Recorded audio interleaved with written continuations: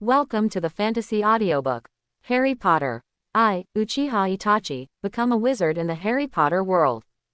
Chapter 81. Knocked on the door of the headmaster's office, and after Dumbledore responded, Julian opened the door and walked in. When Dumbledore found out that it was Julian, he smiled and put down the quill in his hand.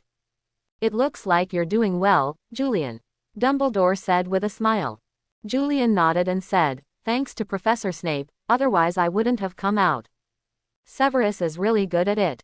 Dumbledore nodded in agreement, and then Dumbledore changed the topic. "So, do you have anything to say to me now, Julian?" Julian nodded, and then said, "Professor, since you are a descendant of Phoenix, you must understand some things." After finishing speaking, Julian looked at Dumbledore seriously. Dumbledore nodded in agreement. Seeing Dumbledore nodding, Julian asked again, "So, what do you know?" Seemingly looking at Julian carefully for a while, Dumbledore said, "Ancestor Phoenix passed down everything he knew, including the war, and what happened after you left the past in the form of a manuscript. This manuscript is in my it's been passed down through the family." Speaking of this, Dumbledore waved the wand in his hand, and a roll of ancient parchment appeared on the table. The parchment looked very old, as if it would be destroyed if touched. Julian glanced at Dumbledore, Dumbledore nodded, and Julian picked up the codex on the table. When Julian unlocked the codex in his hand, Dumbledore continued, "The ancestors discovered the devil's plot back then, so the ancestors spent the rest of their lives looking for those hidden demons." "Has Phoenix been found?" Julian asked. Dumbledore nodded and said, "The ancestors found it. When the ancestors were dying, the ancestors found the hidden demons. Unfortunately, it was already too late." "What's wrong?" Julian continued. "The ancestors lived for a total of 300 years, and the decisive battle happened when the ancestors were in their 20s. 2 years after the decisive battle, humans launched a purge of magical creatures, and it was at that time that the ancestors discovered that a demon army remained. So the ancestors went to the palace to warn the king of the danger of the demons, but the human king Brady insisted that he could control the demon army and warned the ancestors not to cause trouble. The ancestor promised the king that he would not tell the story, but the king did not believe the ancestor. The king dispatched human elites to try to capture the ancestor and execute him. The ancestor had no choice but to feign death and escape. Because the ancestors did not expect that the king had such an elite team. Seeing this elite group of humans and the remaining demons, the ancestors quickly realized that this was a heavenly conspiracy formulated by humans in an attempt to control the world. However, although he thought about it, it was too late. The king was afraid that the ancestors would tell the story, so he began to massacre the remaining disciples of those generations of sages. In the end, the ancestors were helpless. He could only hide himself and secretly observe the movements of the king and the devil. For the next 10 years, the ancestors have been tracking this demon army, and finally one day the ancestors discovered that the number of demon deaths seems to be inconsistent with the consumption number, and the number of demon deaths is less than the consumption number. The ancestors paid special attention to this problem during a follow-up. As expected, the ancestors discovered that the demons would disappear 3 to 5 times for no reason. Tatsu is also missing. The ancestor confirmed that this was a conspiracy of the demons. The ancestor sneaked into the palace again and found the mission report of the last extermination. The report stated that the demon Sparta died in the last extermination. The ancestor's premonition came true, and the devil was indeed brewing with a big conspiracy. So the ancestor went straight to the palace and tried to tell the king about the devil's conspiracy, but the king mistakenly thought that the ancestor was going to assassinate him, and refused to listen to the explanation of the ancestor.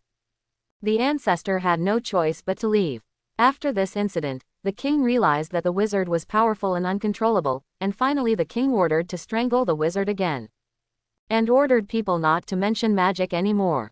Under the king's high-handed rule, the remaining wizards hid one after another, so wizards and muggles have become 2 worlds since then. The ancestors also embarked on the road to find the missing demons. The ancestors searched for more than 200 years, and finally found the gathering place of the demons when the ancestors were about to pass away. However, it was too late, and the demons had multiplied and multiplied to an uncontrollable level. Because the ancestor inherited the blood essence of the Phoenix King, the space magic of the ancestor is very strong. The ancestor used all his strength to kill some demons, and then made a powerful space seal there to seal the demons. After the seal was completed, the ancestor returned to the place where he lived in seclusion, told his descendants about this matter, and asked them to go to stabilize the barrier. Although the ancestor's descendants strengthened the seal according to the ancestor's instructions, there has been no major problem with the seal. But until the Middle Ages, the exposure of some wizards led to the human purge of wizards, and our family was also implicated, so the matter of securing the seal was just let go. In order to prevent the family from being exposed, the patriarch at that time hid this manuscript and some family secret history, including the matter of the stable seal. Until 100 years ago, I discovered these things. At that time, I was young and impulsively wanted to see the so-called demons, so I went to the place described by my ancestors with my best friend. When we got there, I realized that I was wrong. I was not strong at all, and in front of real power, I was not worth mentioning at all. My friend and I were hit hard. We fled there in a hurry. I thought it was all right, but at some point, my friend and I were bewitched by the devil. He went to a road of no return, and I also almost went to the point of no return because of strength. Speaking of which, Dumbledore seemed a little tired, and he leaned against the back of the sofa. Julian handed Dumbledore a cup of tea. After receiving the tea, Dumbledore thanked Julian, and then continued, from the Middle Ages to the present, although the demons have not escaped the seal of their ancestors, they have been on the seal of their ancestors. A hole was torn to make them spread their devilish energy to the outside world to confuse more people. So, do you know where that place is? Julian asked. Dumbledore nodded. Julian was not talking, but lost in thought. After a long time, Julian said, "Professor, do you still remember the prophecy that Phoenix said yesterday?" Dumbledore nodded, indicating that he still remembered. Julian continued, "The Queen of Unicorns, Yolanda told me that Phoenix's prophecy is incomplete, and the real prophecy still has the second half, when the Man of Destiny returns to the past with the starry sky. The future will change. When the Man of Destiny returns to the future again, the world will soon face a disaster more terrifying than the devil. This is the real prophecy. The prophecy says that when the Man of Destiny returns to the future, more terrible disasters are coming, and time is running out to teach us." Julian continued, "We must accumulate all the power we can use to face disasters, whether it is good or bad." Julian paused before continuing, "I think Professor Quirrell is very clear to you. Professor Quirrell is Voldemort's case. Let's do it." After hearing Julian's words, Dumbledore looked at Julian with slightly surprised eyes. Ignoring Dumbledore's gaze, Julian continued, "Don't be surprised, the unicorns in the Forbidden Forest were attacked by unknown creatures a month ago, and the confinement of the few of us was to patrol the Forbidden Forest, as you know." Dumbledore nodded, then motioned for Liam to continue. "Actually, there is no unknown creature at all. That unknown creature is Professor Quirrell, or Voldemort. Voldemort is very weak now, so weak that he needs to board an outsider, so he has to rely on the blood of unicorns to maintain his life. The soul will not collapse. The goal of Voldemort should be the Philosopher's Stone hidden in the classroom on the 4th floor." After hearing Julian's words, Dumbledore said with appreciative eyes, "Julian, I didn't expect you to find out the truth so quickly." Julian looked at Dumbledore, who praised him and rolled his eyes and said, "Professor, don't act, you are too careless. I didn't expect you to have such a quirk of cultivating a savior to defeat the big devil. If it weren't for me, Harry would be you. Isn't it the best way to deal with Voldemort?" Dumbledore nodded helplessly, indicating that Julian was right. "I'm too old. The future of the wizarding world should be left to you young people," Dumbledore said helplessly. Looking at the tired Dumbledore, Julian called Yolanda in his heart. "Yolanda, do you need the blood of the 12 kings if you want someone to inherit the power of a sage?" Julian asked. After listening to Julian's question, Yolanda replied, "You want to inoculate the blood essence of this Phoenix's offspring. If it's him, it doesn't have to be the blood essence of the 12 kings, because he already has a phoenix in his body. The blood of the king, if he wants to awaken the blood of the Phoenix King, he only needs an ordinary phoenix." 0. Then will you know the inoculation ceremony? Julian asked excitedly after hearing Yolanda's words. "Of course, how else would I inoculate you? To be honest, you are equivalent to a unicorn sage now," Yolanda said. "Then can I learn this method? Can I perform the ceremony for Professor Dumbledore?" Julian asked again. As long as you practice for 2 days and assist with some potions, you can complete the ceremony. Yolanda replied. Okay, then I'll ask Professor Dumbledore. Julian said excitedly. Let me say it in advance. The vaccination ceremony is very painful. You are completely guided by me. You made me dizzy, so you don't feel much. I guess he may not suffer. Wu Lanshan seriously. It's okay, I'll just stun Professor Dumbledore like you when the time comes. After finishing speaking, Julian withdrew from the Sea of Spirits. Julian, who had withdrawn from the Sea of Spirits, said to Dumbledore with a beaming face. But it's not time for you to retire yet. Yolanda taught me how to inoculate human wizards with the blood essence of magical creatures. I think you can think about it. After all, we still have too many things to deal with. Dumbledore was silent for a while, and then said with relief, it seems that my old bone is not ready to retire yet. Hearing Dumbledore's words, Julian breathed a sigh of relief and said with a smile, Phoenix has lived a total of more than 300 years, and you are only more than 100 years old, you are still young. Ha ha ha, I haven't heard anyone describe me like that for a long time. You're right, Julian, I'm still young. Dumbledore said happily. Okay, if that's the case, then 2 days later is a suitable. On a good day, your Phoenix has come in handy. We will talk about the rest after inoculating you with blood essence. I have an idea about accumulating strength, said Julian. Dumbledore asked, Thought, you mean Voldemort? Well, after all, the Death Eaters are a force that is not weak. Professor, we must accumulate all the power, otherwise we will have no chance of winning. Julian firmly said. Looking at the hesitation on Dumbledore's face, Julian said again, Of course, not now. Voldemort seems to be a little unstable now because he is a soul body. Sure, I think we'll have a good talk with Voldemort when he has a chance to stabilize his mood in the future. After thinking for a while, Dumbledore smiled and nodded to Julian and said, Julian, just do what you want, I will support you, everything is for the world's future. Well, it's all about the future of the world. Finally the conversation ended with Julian's words. For 2 days, Julian prepared many potions and practiced countless inoculation rituals in the Sea of Spirits. 2 days later, Julian and Dumbledore came across the tapestry on the 8th floor of the castle where the troll beat Barnabas silly with a stick. Looking at the stupid tapestry behind him, Julian looked at Dumbledore speechlessly and asked, Professor, are you sure there is a room here that meets the 3 conditions of being big enough, clean and safe? Why not come here? Forbidden Forest. Hearing Julian's complaints, Dumbledore smiled mysteriously, and then said to Julian, There is indeed a house that can meet the conditions you mentioned, as long as you know how to find it.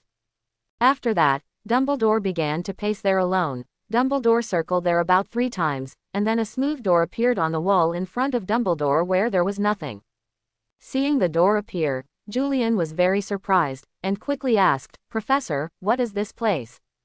Oh, here, this is a magical place. Dumbledore didn't say 853, but took the lead into the door. Watching Dumbledore walk into the door, Julian followed Dumbledore into the door without hesitation. After Julian walked in the door, Julian was stunned. What he saw was a huge space. The whole space was made of white marble. According to Julian's visual inspection, this space is 1/5 of the size of Hogwarts Castle. This is a surprising size. After all, this is near the top floor of the castle. It is incredible how there is such a large space. There was a stone platform in the very center of the space. The size of the stone platform was just enough to accommodate an adult to lie down, and the height of the stone platform was just right for Dumbledore to lie on the stone platform and let himself operate.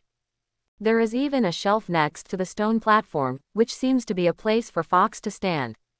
Julian even saw a pattern on the stone platform of inoculating blood essence to transform blood, but the magical creature on the pattern is a very huge python.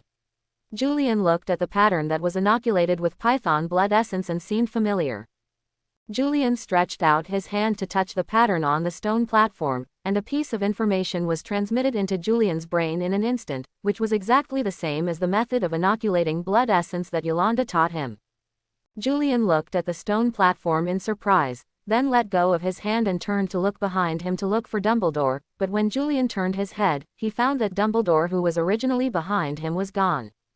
Julian ran to the back in a hurry, and the door at the back disappeared, and Julian panicked, so he started to shout, "Professor, Professor, are you there?"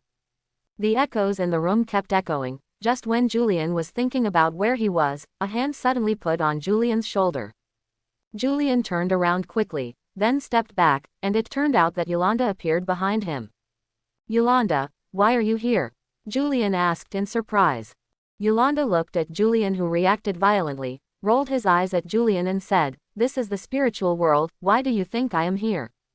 Hearing Yolanda's words, Julian was startled, and said, "Spiritual world, when will I?" Before Julian finished speaking, he seemed to understand something, and quickly turned his head to the person behind him, Stone Moss. Looking at Julian's appearance, Yolanda nodded and said, "That's right, this stone platform is what brought you into this spiritual world." Because Yolanda was there, Julian relaxed his nerves, and then asked, "Yolanda, is there any point in building this room by the builder of this room? A room that can draw people into the spiritual world. What can be done?"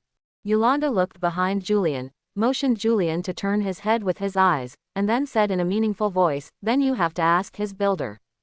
After hearing Yolanda's words, Julian turned around quickly, and found that the half of the originally closed white space disappeared behind the stone platform at some point, replaced by a green forest. "Wait, why is there a forest here?" Julian turned his eyes to Yolanda, and Yolanda glanced at Julian and walked towards the forest with a smile. Seeing Yolanda smiling and walking towards the forest, Julian followed Yolanda and walked towards the forest without any hesitation.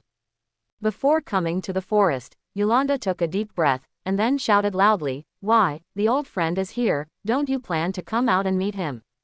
As soon as Yolanda finished speaking, Julian noticed that the white room behind him was slowly disappearing until finally it disappeared completely.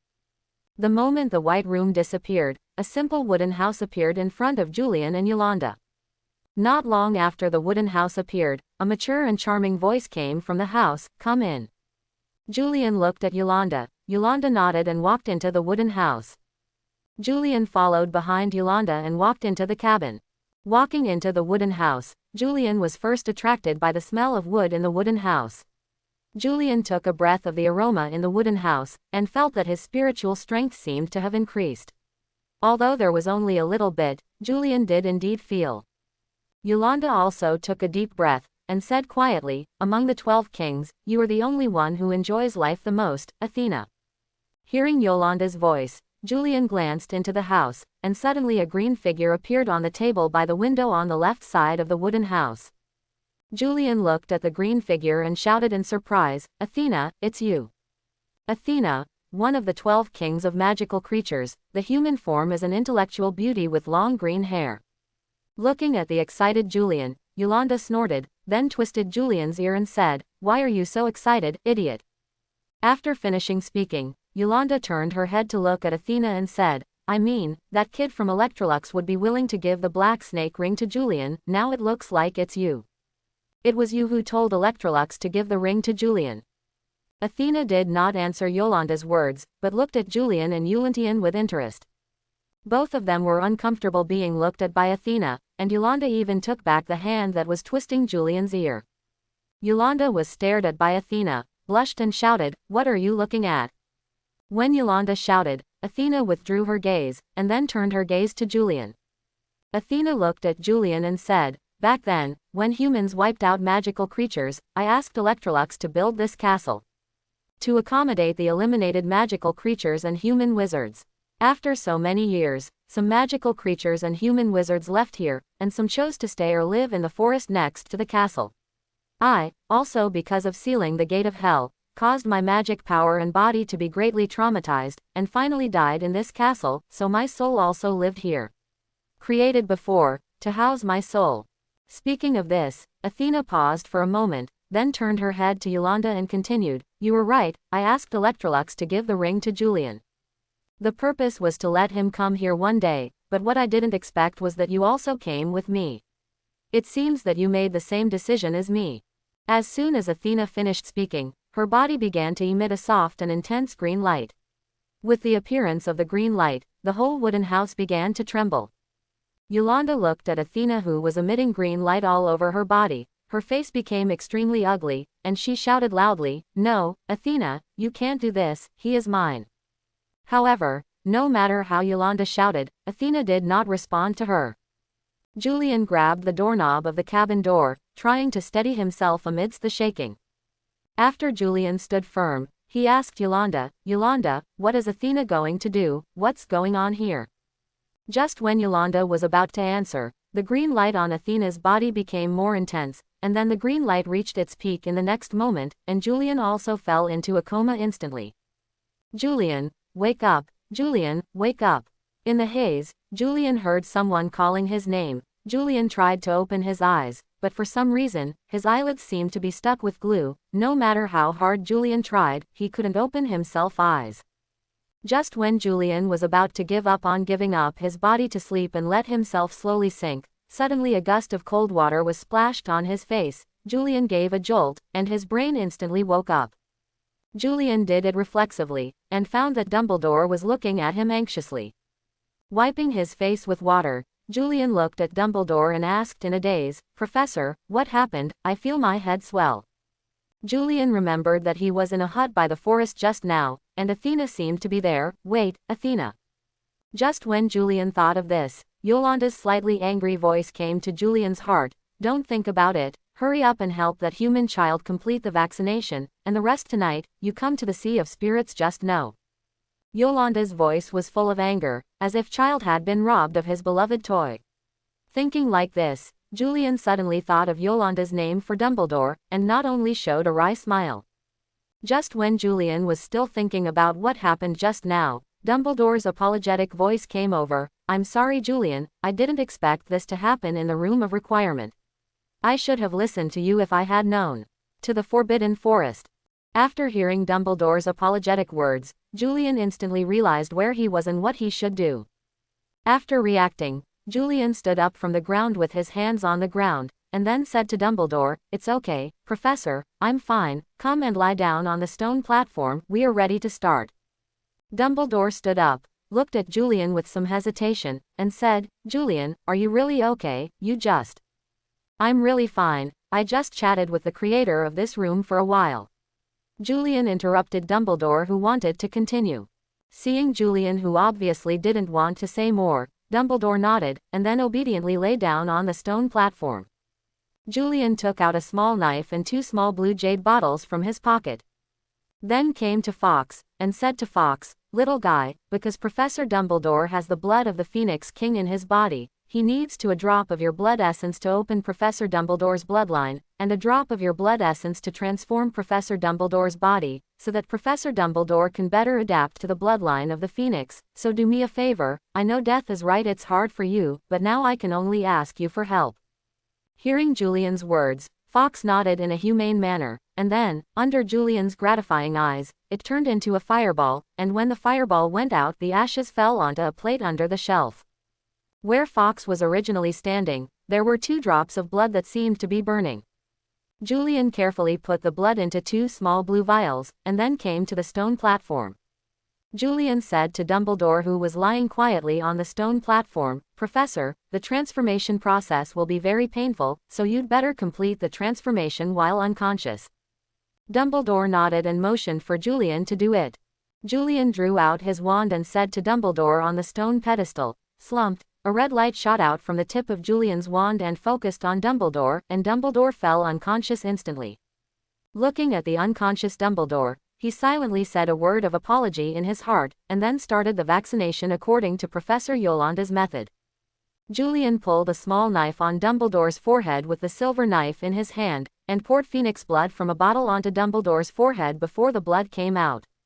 The moment the phoenix blood dripped onto Dumbledore's forehead, a burning smell came from Dumbledore's forehead, and Julian immediately poured the ice grass juice that he had prepared on Dumbledore's forehead. After smelling the smell on the top, Dumbledore's head was instantly covered by ice crystals, and the drop of blood also penetrated into Dumbledore's head with the juice of the ice grass.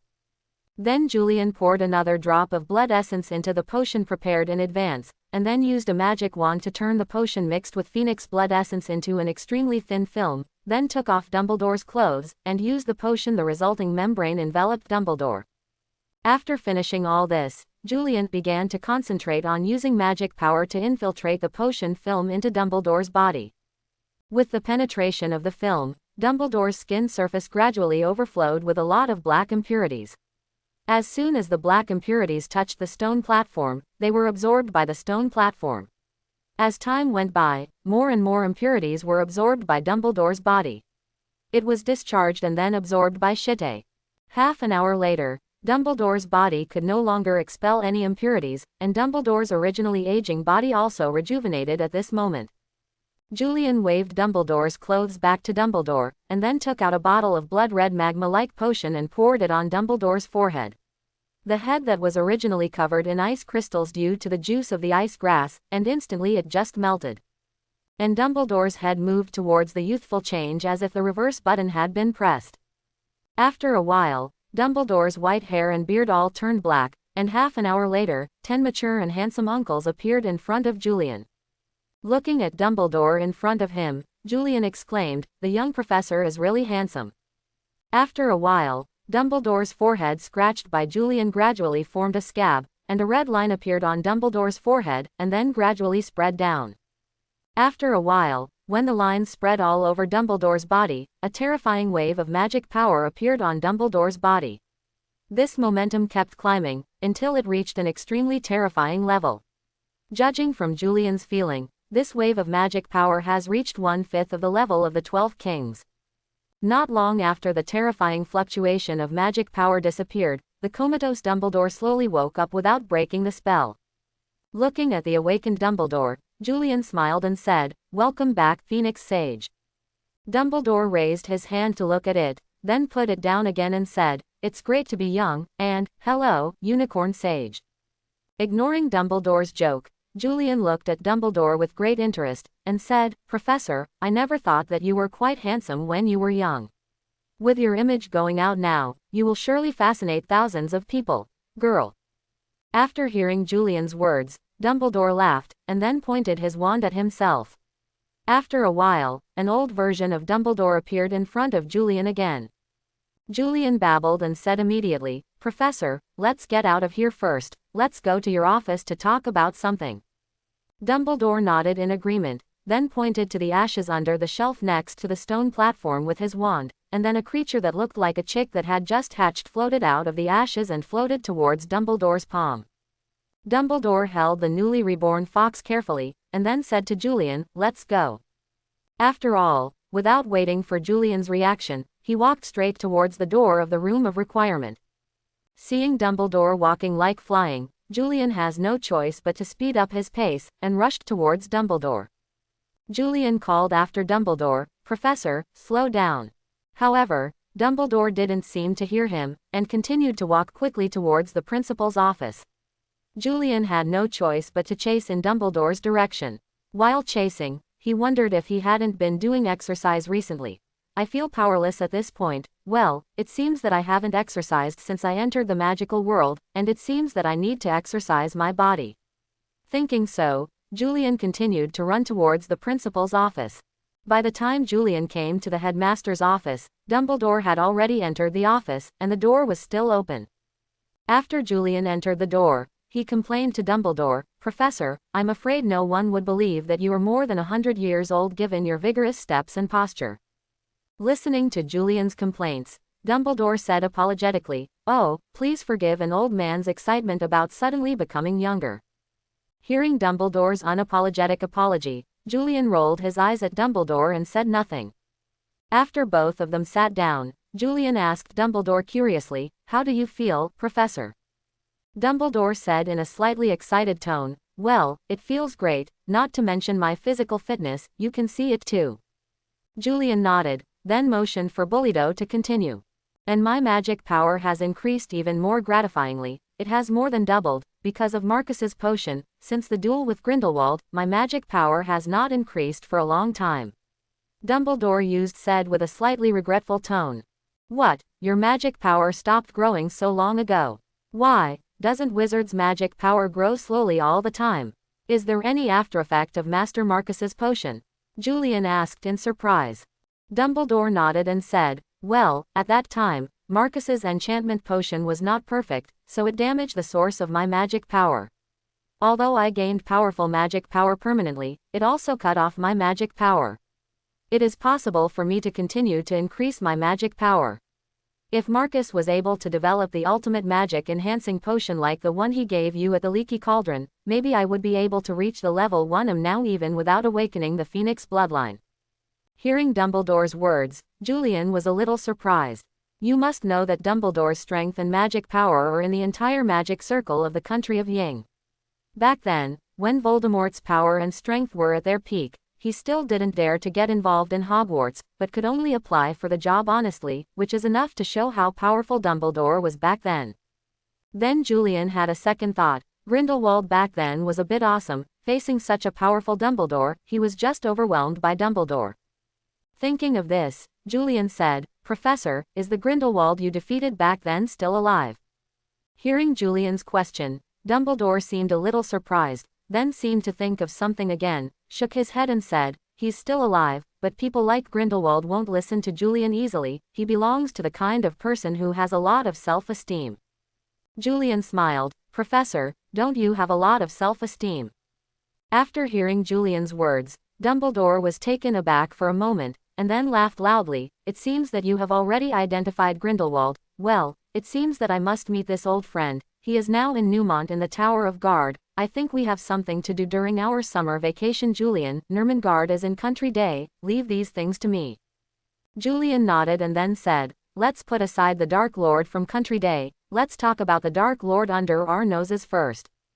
Dumbledore nodded and then said in a slightly nostalgic tone, "Tom, he was just like you back then." "Oh, Tom Riddle is Voldemort's real name," Dumbledore continued after watching Julian nodded. "Tom used to be like you same. Both grew up in an orphanage, and both are very talented, but there are some things that are different from you. Tom is very independent, he seems to be very mature at a very young age, unlike you, Julian, who has always been keeping a childlike personality."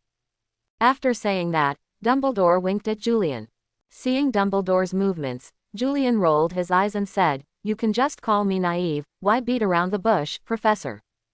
Dumbledore smiled, and then said, "I know everything about Diagon Alley. I have to say, what you did was indeed a little thoughtless. The Malfoy family's prestige among the nobles is not low, and your actions will easily cause dissatisfaction among the nobles, but fortunately, Ollivander and Marcus blocked this for you, otherwise you would not have lived so long in the Leaky Cauldron so easily."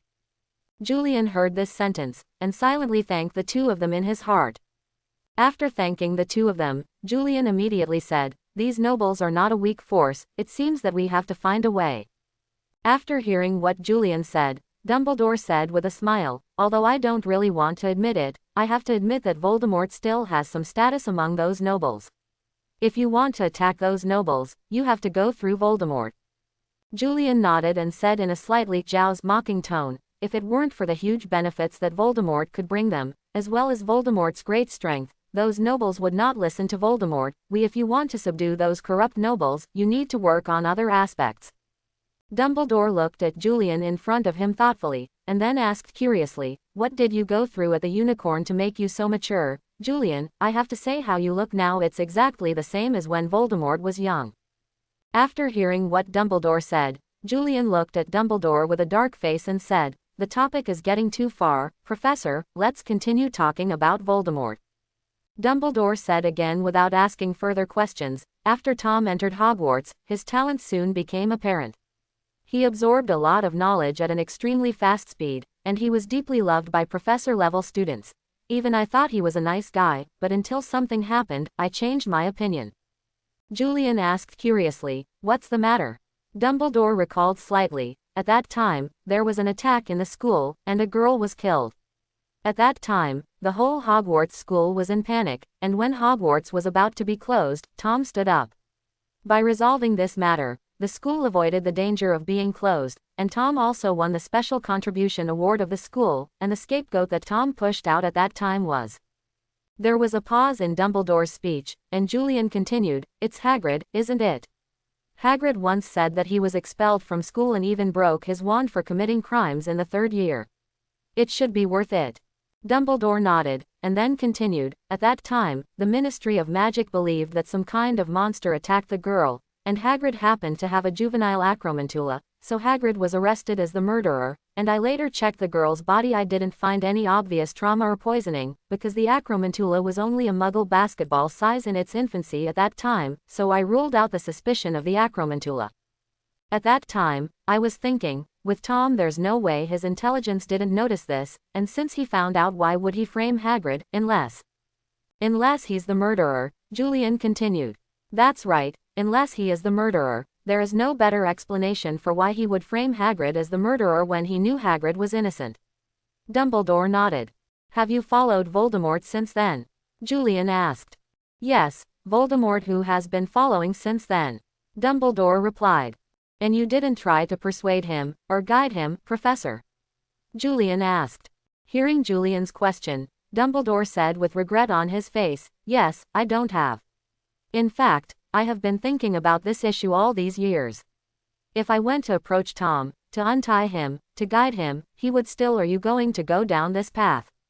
Looking at the sad Dumbledore, Julian didn't try to explain him, because, in a sense, Voldemort's depravity did have a part of Dumbledore's reasons. If Dumbledore didn't choose to stand aside after discovering Voldemort's problem, and if it is to guide and persuade Voldemort, maybe there will be no such thing as the Dark Lord in this world.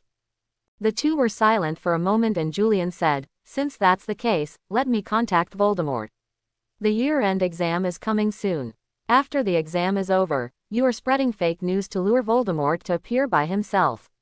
At present, we just don't disturb him for now, lest he hurt the teachers and students of the academy in a hurry. Dumbledore nodded in agreement. Seeing Dumbledore nodding, Julian stood up and was about to leave the principal's office. Just as Julian was about to leave the principal's office, Dumbledore's voice came from behind Julian. Julian, take care of Harry and protect him. Julian nodded and left the principal's office. Julian left the headmaster's office and followed the crowd back to the Gryffindor common room.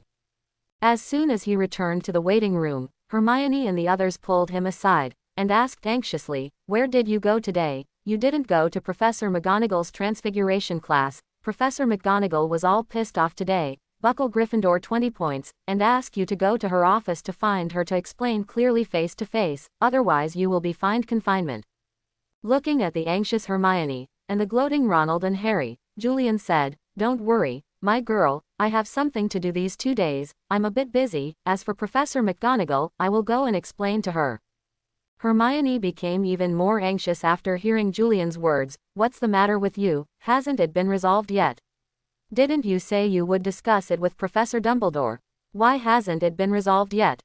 That's right, buddy. What do you have to say? We can help you solve it together. You don't need to keep it in your heart alone.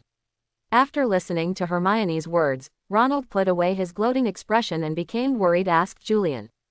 Ronald is right, Julian, aren't we friends, aren't we family members? Since we are friends and family members, don't dislike us. We will always stand with you, Harry said firmly. Looking at the three people in front of him, Julian couldn't help being touched, and then said seriously, this matter is very difficult, even Professor Dumbledore can't solve it. I appreciate your wishes, but if you want to participate in this matter, if you come, you must have strong strength. So I'm sorry that I can't tell you about it, but if you must participate, you need to accept my training, and I will tell you when I feel that your strength is enough. Julian thought it over. The calamity must be told to the three of Harry and even Malfoy, but the strength of the four of them who can only use the wand to set off sparks is not enough to face the coming disaster, so the four are promoted. The strength of this matter is imminent.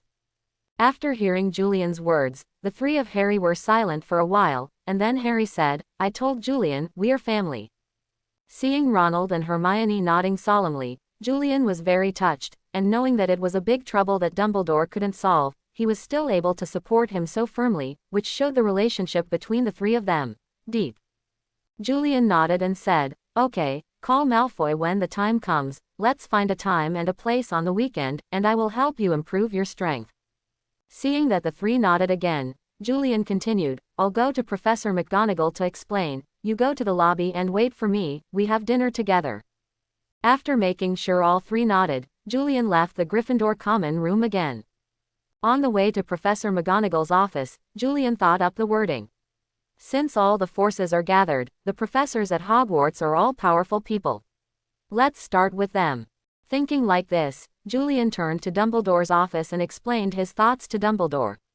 After Dumbledore firmly said that Minerva was credible, he wrote a note to Julian to prove that what Julian said was true of. Taking Dumbledore's note, Julian walked over again in the direction of Professor McGonagall's office. Knocked on Professor McGonagall's door, and after hearing Professor McGonagall's response, Julian pushed the door and walked into Professor McGonagall's office. Professor McGonagall's office is very simple, except for a wooden table and a wooden chair under the window. There is no third piece of furniture in the room, and even the clothes are hung on the wooden hooks on the wall. It is really in line with Professor McGonagall's strict and concise behavior. Professor McGonagall got up from his chair and waved his wand. 2 chairs and a small coffee table appeared in the empty room. There was even a pot of hot tea, 2 delicate ceramic cups, and a plate of ginger biscuits on the coffee table. "Sit," Professor McGonagall said, pointing to a chair near Julian. Julian sat down on the chair obediently.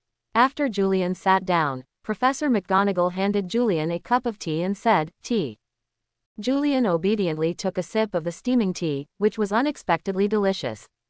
Then Julian took a long sip and put the teacup back on the coffee table. Seeing Julian drinking tea, Professor McGonagall's stern voice came over. "Tell me, why didn't you come to my class, or twice? Don't you think you don't have to use animagus once you have practiced it? Are you taking transfiguration again? Then you are very, very wrong, Julian." Looking at this extremely gifted student in front of him who has been lazily wasting his talent, Professor McGonagall felt a little disappointed. Listening to Professor McGonagall's stern reprimand, Julian didn't dare to refute, and could only listen obediently. After a quarter of an hour, after Professor McGonagall's reprimand, Julian said weakly, "Professor, the reason why I didn't attend your class is because I have very important things to do, and Professor Dumbledore knows about it."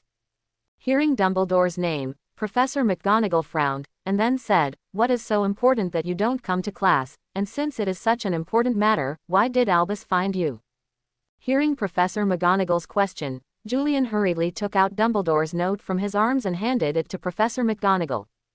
After taking the note, Professor McGonagall carefully distinguished the writing on it, and poked it twice with his wand. After confirming that it was really written by Dumbledore himself, he began to read the above content. After a while, Professor McGonagall finished reading the note, looked at Julian with slightly shocked eyes and said, "Albus said that we will face a disaster far worse than Voldemort in 5 years, is that true?" Quote. In the next hour, Julian focused on the official history of Hogwarts, combined with his experience in the secret world of the Starry Sky, and told Professor McGonagall about the matter. After listening to it, Professor McGonagall was in a bad mood. The surprised Professor McGonagall brought Julian to Dumbledore's office, and finally believed their words after seeing the younger Dumbledore. Immediately, when Professor McGonagall asked the two if there was anything she could do for her, both of them said they would not use it for the time being. After asking Julian to go to class as soon as possible and getting Julian's assurance, Professor McGonagall left Dumbledore's office. After Professor McGonagall left, Julian told Dumbledore that he was going to train the 4 of Harry. Dumbledore thought for a while, then took out a few books about defense and a small part of offensive magic from his bookshelf and handed them to appointed Julian, and asked Julian to teach a few people well. After Julian promised to teach a few people well, he left the principal's office with the book. It was nearly 12 noon when Julian left the principal's office with a pile of books. Julian quickly ran back to the Gryffindor common room, put the book back in his hand, and ran to the hall in a hurry. When Julian came to the hall was full of little wizards, and after Julian found Harry, they were sweating profusely from the little wizards, young little badgers who came to look for food. Looking at himself being squeezed out of breath, Julian became more determined to exercise his years. Looking at Julian who was sweating profusely, Hermione virtuously took out a handkerchief and helped Julian wipe away the sweat. After taking Hermione to wipe himself off, Julian smiled and said, "Thank you." After speaking, Julian took the plate that Hermione pushed over and started to binge eat. After all, Julian's appetite is not small, and awakening the blood for Dumbledore today took a lot of energy from him, so his appetite increased. After a quarter of an hour, Julian's eating speed slowed down, and Hermione took out her handkerchief again, handed it to Julian, and asked, "How is it, Professor McGonagall didn't make things difficult for you?" Julian took the handkerchief, shook his head and said, "What do you think of Professor McGonagall?" "Professor McGonagall is not an unreasonable person. I told her about me, and she forgave me, but unfortunately, the parting I didn't add it back, but Professor McGonagall said, try to take her class in the future." "Wow, buddy, it seems that your matter is really serious. Even Professor McGonagall can let you go. It seems that this matter is not trivial," Ronald said with emotion. "Of course it's not a big deal. Didn't you listen to what Julian said? Even Professor Dumbledore can't solve it. By the way, Julian, you once said that Voldemort is still alive. Is your matter related to Voldemort, so that's why it's so difficult?" Harry first he said something to Ronald, then he looked at Julian curiously and asked. Hearing Harry's words, Ronald shuddered, and then looked at Julian with the same curiosity. Looking at the curious two, Julian looked at Harry a little speechlessly and said, "You really dare to guess, Harry, but unfortunately I have to tell you that this matter may have something to do with Voldemort in the future, but the current matter it has no direct relationship with Voldemort, and this matter is much more dangerous than Voldemort. I will not tell you until I am sure that you have enough strength." After hearing Julian's words, Harry suppressed his curiosity, then quickly winked at Hermione and said, "Well, let's not ask for now." Hermione took Harry's wink and asked Julian, "Julian, the exam is coming soon, how are you preparing?" Julian took a sip of the onion ring soup and said in a disdainful tone, "I didn't pay much attention to the exam at all." Harry asked again, "So how are you feeling recently?" Julian looked at the three of them strangely and replied, "It's not bad, what's the matter?" Hermione continued, "It's nothing, I just care about you, so do you have any thoughts about going out for a walk recently?" After hearing this question, Julian said with certainty, "The three of you must have something to hide from me. Tell me what it is. If it's not a big deal, I can promise you." After hearing Julian's words, Hermione, Harry and Ronald's faces brightened, and then Harry said expectantly, "Then can you take us to the Centaur tribe?" "The Centaur tribe?" Julian asked rhetorically. "Yes, Centaur tribe. Sorry Julian, we accidentally read the note Hagrid sent you." After that, Hermione took out a crumpled note from her robe. It all started an hour and a half ago, when Julian left the Gryffindor common room. Watching Julian leave the common room, Hermione had a worried look on her face. "Do you think Professor McGonagall will put Julian in detention?" Ronald, who was playing wizard chess with Harry, replied, "Relax Hermione, it's okay, even if Julian is locked up, there's nothing wrong with it, he's Julian, he can easily solve any problem." "King, Harry, you lose again." "Yeah, Hermione, it's just a confinement, it's not a big deal, don't worry about it, let's have another plate of Ronald, I'm not convinced," Harry said. After hearing what the two said, Hermione not only didn't feel relieved, but became even more worried. She stopped the two who were recovering the chessboard, and then said in a very serious tone, "You two haven't realized the problem." "Is it serious?" "It doesn't matter if he is locked up, but what if Professor McGonagall asks him to go to the Forbidden Forest to be locked up again? We didn't know what happened to Julian in the Forbidden Forest last time, and the invitation from the Centaur tribe. If Professor McGonagall punishes Julian to watch the night in the Forbidden Forest this time, maybe something will happen to Julian again, maybe." After hearing Hermione's words, both Ronald and Harry put down the pawns in their hands, and they were obviously a little worried about the problems Julian might face. Harry said, "Then what should we do? Can we still deliberately make some mistakes, and then deliberately get caught, and go to the Forbidden Forest with Julian for confinement?" Hearing Harry's words, Hermione looked at her eyes, and then said excitedly, "That's right, let's do this, Harry, you are so smart, let's go to confinement with Julian, and see what Julian encountered in the Forbidden Forest." Looking at the girl who was inexplicably excited in front of him, Ronald said in surprise, "No way, Hermione, are you going to make a mistake on purpose and be imprisoned by them, let alone whether Julian will be imprisoned, even if Julian being locked up, ours may not be the same as Julian's." After hearing Ronald's words, Hermione rolled her eyes and said, "Ronald, why are you so stupid? When did I say I was going to make a mistake and I was locked up?" "Then what do you mean?" Ronald blushed a little at Hermione's words. Tien asked rhetorically. "Hermione should mean that we quietly follow Julian, and then quietly accompany Julian in confinement, and then while in confinement, see if we can find out what Julian's troubles are," Harry explained. Ronald suddenly realized, "Oh, so it's Zhongzi. Hermione, you should have made it clear earlier, but why are we quietly following Julian? Hermione patted her forehead and then looked at Harry. Harry understood and said to Ronald helplessly, use the invisibility cloak. The invisibility cloak should be able to cover the four of us. Wait, Harry, didn't we follow Julian quietly? Why are there four of us? Ronald asked, looking at Harry in bewilderment. Even Harry was speechless now. Why is his friend's brain turning so slow? Harry followed Hermione's example and patted his forehead with his hands, then said in a helpless tone, it's Malfoy, we must take Malfoy with us, Ronald. Ronald suddenly realized, just when Hermione and Harry were discussing specific operational matters, what? Why didn't you include Ronald? What did you say? Hedwig flew over. After Harry caught Hedwig, he took off the letter from Hedwig's feet, fed Hedwig some food, and let Hedwig go away. Ronald and Hermione leaned over and looked at the letter in Harry's hand. Harry placed the letter face up on the table and said, it's Hagrid's letter, but addressed to Julian.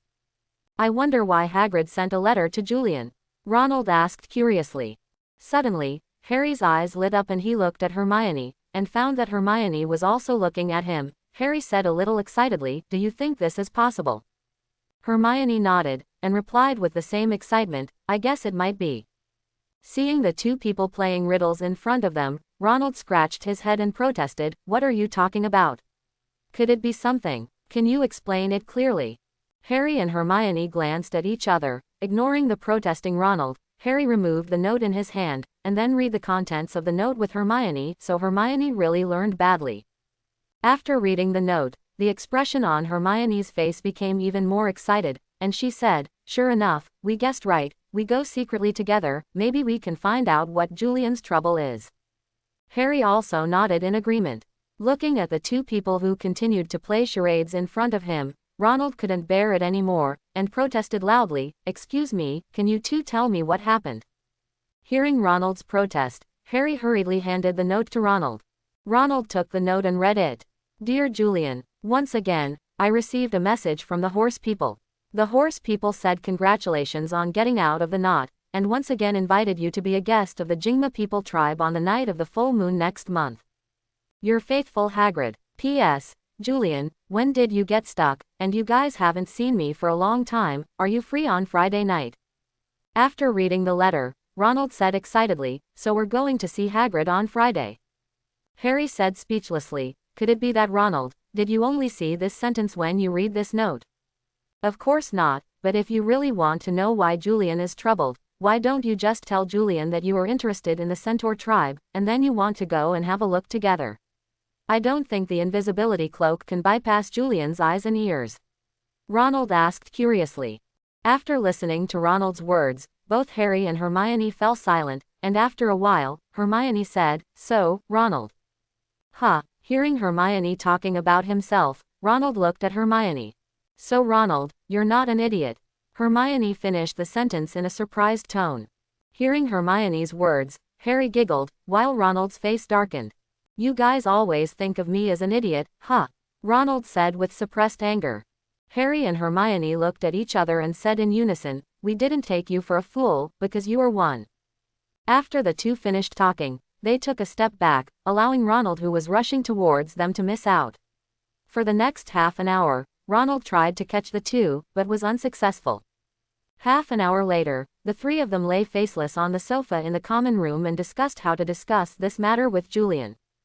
In the end, Ronald and Harry decided that Hermione was the most suitable candidate, and Hermione gladly accepted the task.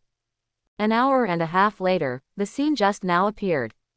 Julian, who took the note, quickly glanced at the contents of the note, and then said in a flat tone, it seems that I haven't visited Hagrid much recently, we really should go to see Hagrid. Well, Friday call Malfoy after potions class in the afternoon, let's go find Hagrid together. After speaking, Julian put the note away. Looking at Julian who put away the note, Hermione hurriedly asked, and then, Julian? Julian pretended not to know and asked plainly, good girl, what and then, didn't I say, let's go find Hagrid together? Hermione pouted after hearing Julian's answer, and then said dissatisfiedly, you know very well, I didn't mean that, Centaur. Hermione said coquettishly, holding Julian's arm. Seeing Hermione like this, Harry and Ronald hugged their arms and shook. Seeing the reaction of the two brothers, Hermione rolled her eyes and flew towards them. Ignoring the two people's reactions, they continued coquettishly saying, "Julian, just tell me, ah, ah, ah, ah." Julian thought about it for a while. Anyway, he will tell them sooner or later, so he might as well take the opportunity to tell them, let them understand the danger and seriousness of this matter, and persuade them to quit.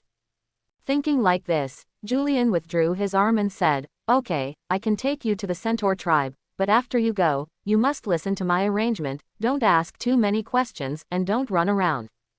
After hearing Julian's words, the three hurriedly made promises excitedly. Seeing the three of them testify, Julian said, "Okay, let's go to Gryffindor Tower." After saying that, Julian took Hermione's hand and left the hall. Harry and Ronald looked at each other, and then chased after them. On Friday, when the bell rang for the end of get out of class, Julian waited for Malfoy outside the potions classroom with Harry and others. After Malfoy came out, the five of them walked towards Hagrid's hut. On the way, Harry explained to Malfoy the agreement with the Centaur on the night of the full moon next month and invited Malfoy. Malfoy thought for a while, so he agreed, and then Julian said that he would do strength-enhancing training for Harry and the others, and asked Malfoy if he would participate. As a result, Malfoy agreed to the group without hesitation. It was already 4 o'clock in the afternoon when everyone arrived at Hagrid's hut. Harry stepped forward and knocked on Hagrid's door. Hagrid didn't delay this time, and opened the door quickly. Looking at the 5 people in front of him, Hagrid happily welcomed them in. After the 5 people were ready, Hagrid poured tea for the 5 people. Hagrid said happily, "You guys, it's been a while since you came. How have you been lately?" Harry said weakly, "It's still the same. The end-of-year exam is coming soon, and Hermione has been forcing us to study, and it has been urging us to study for several weeks.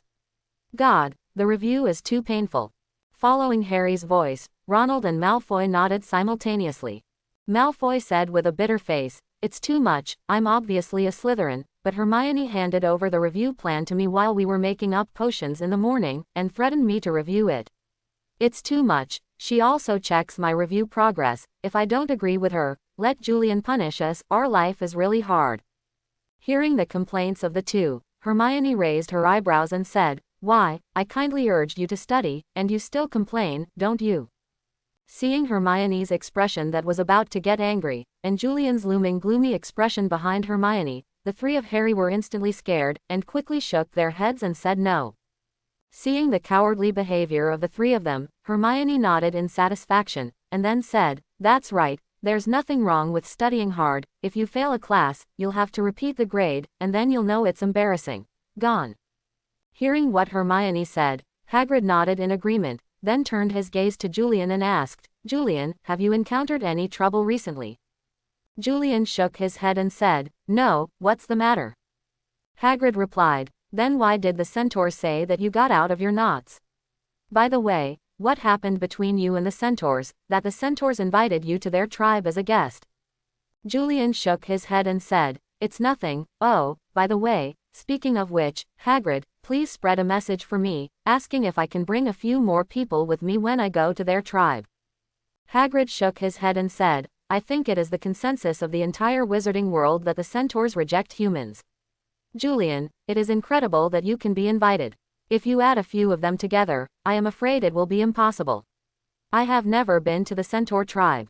The whole Hogwarts seems to be that Professor Dumbledore has been to the Centaur tribe, but that was a long time ago. I have never heard of anyone who has been to the Centaur tribe in the past few decades." After hearing Hagrid's words, Harry and the others all showed disappointed expressions.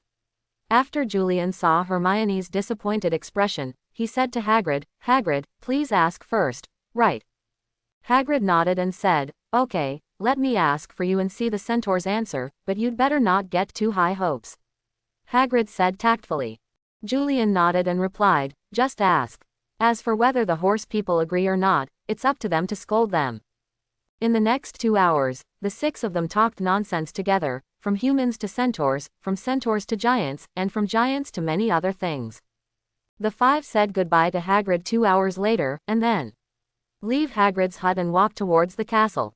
In the early morning of the next day, after the morning class on potions, they all went to dining for breakfast. After breakfast, Julian took the four of them to the 8th floor of the castle.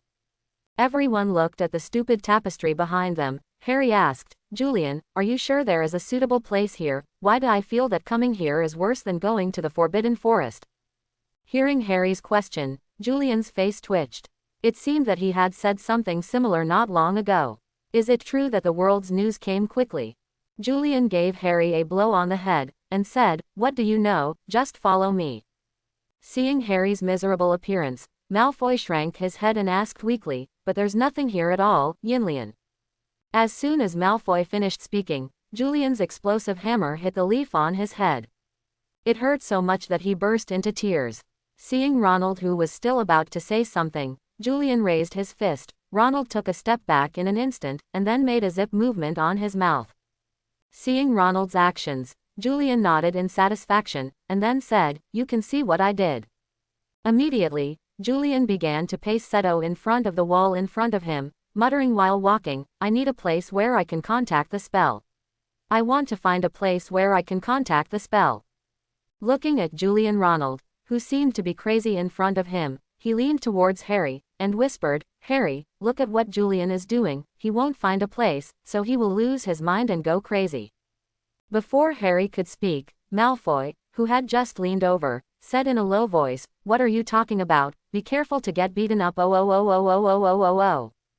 Hearing Malfoy's voice getting louder, Harry covered his ears and said in disgust, Malfoy, what's wrong with you? Ronald looked at the two in confusion and asked, what's wrong with you two? After finishing speaking, Ronald followed the eyes of the two of them, looked over, and then Ronald asked in a very puzzled tone, Hermione, was there a door here just now? Seeming to be a bit unbelievable to Ronald's tone, Harry looked at Ronald and asked, Ronald, aren't you surprised that a door suddenly appeared here? Malfoy nodded in agreement, and looked at Ronald curiously.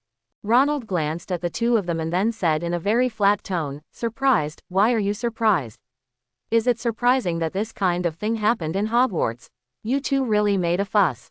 After listening to Ronald's words, the two seemed to have been attacked, and their painting style instantly changed to black and white.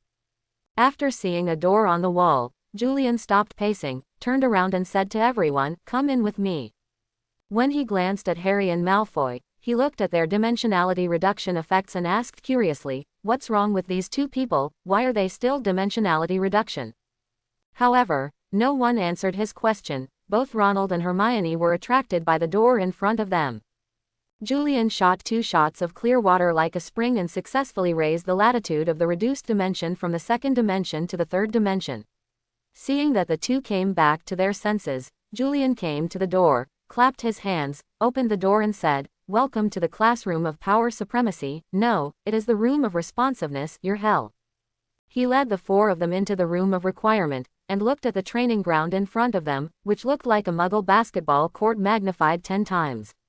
All 5 of them, including Julian, were surprised. In addition to the full set of Muggle fitness equipment, there are even targets of different distances on the training ground.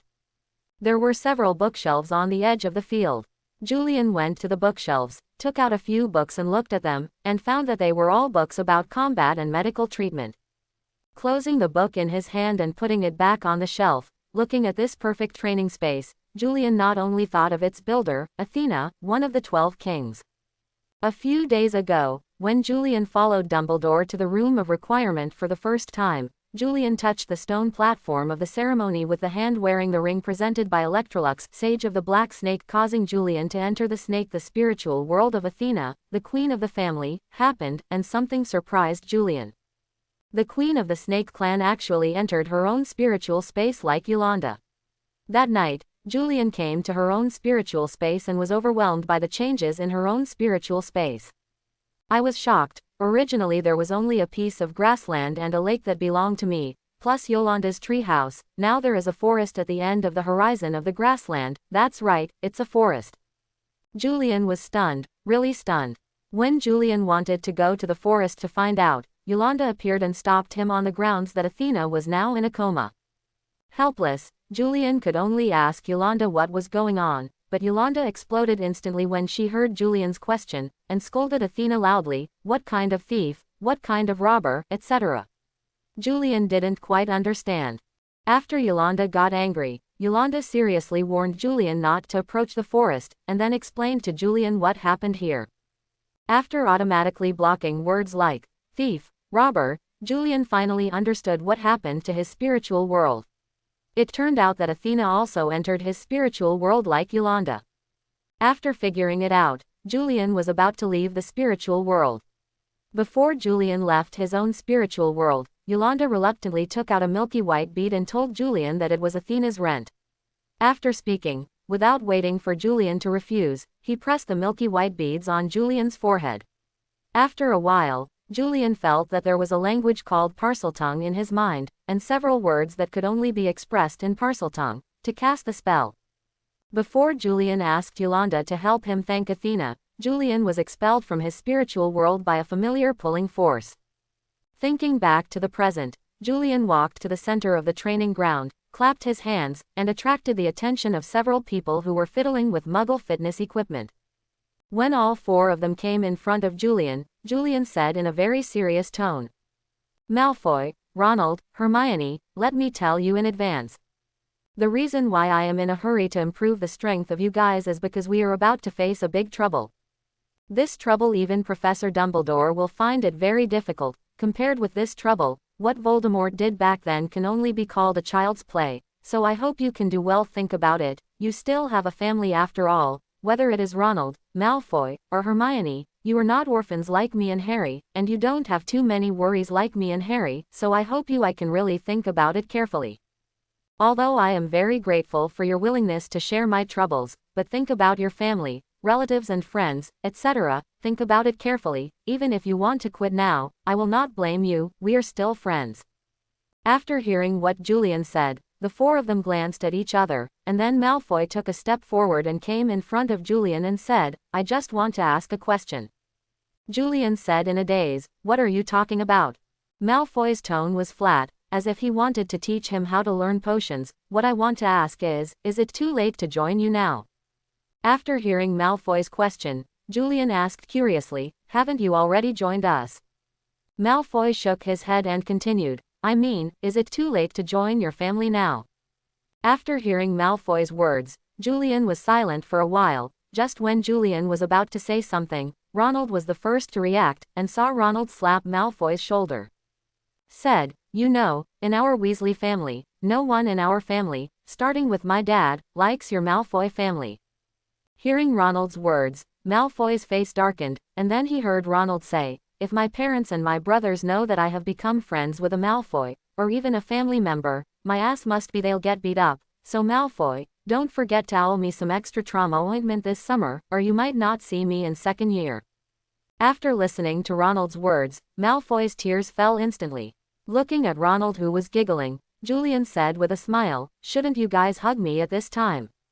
As soon as Julian's words fell, Malfoy first raised his hands to Ronald. Looking at Ronald who was still giggling, Harry stepped forward and kicked Ronald's ass. Ronald staggered, hugged and stretched out his hands Malfoy, while Harry smiled and hugged the two of them, while Julian held Hermione's hand and said, "This is youth." Hermione smiled and nodded, "You're right."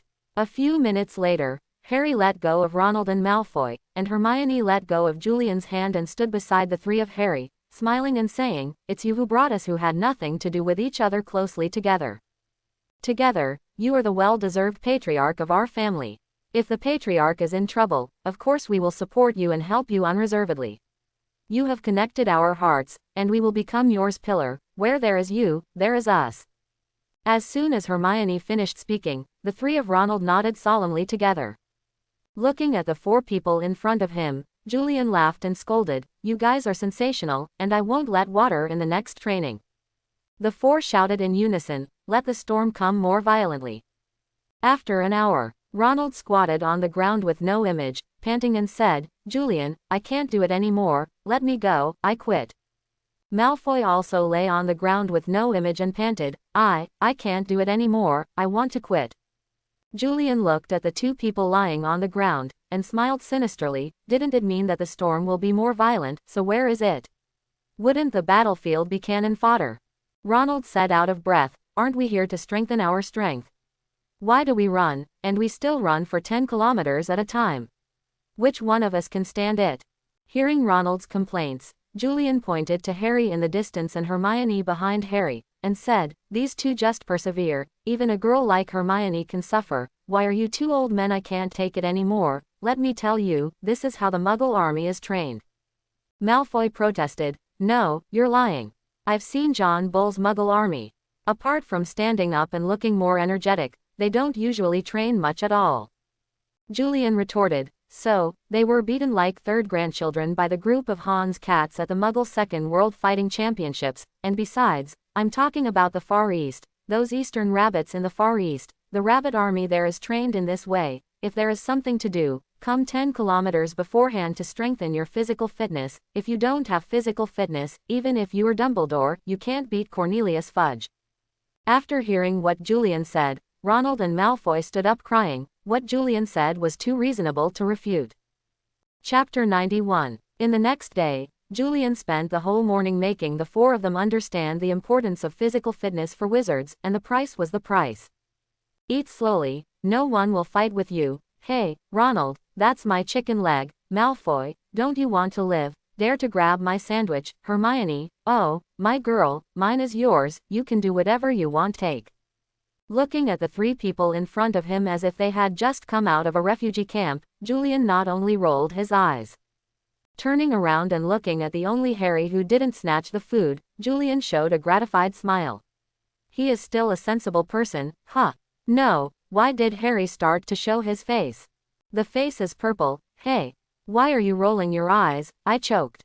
Julian quickly turned Harry's head to the outside, and then slapped Harry on the back. After Harry spat out the bone right in his throat to the ground, he slowly recovered his breath.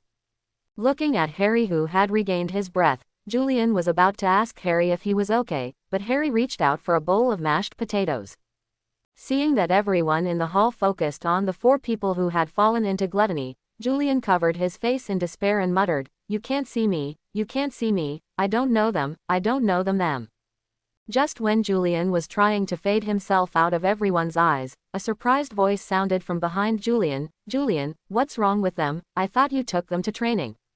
Hearing this voice, Julian turned around in embarrassment and looked at the surprised eyes of the people behind him and said, ah, Professor Dumbledore, I did take them to train, but I don't know why they became like this. Gone.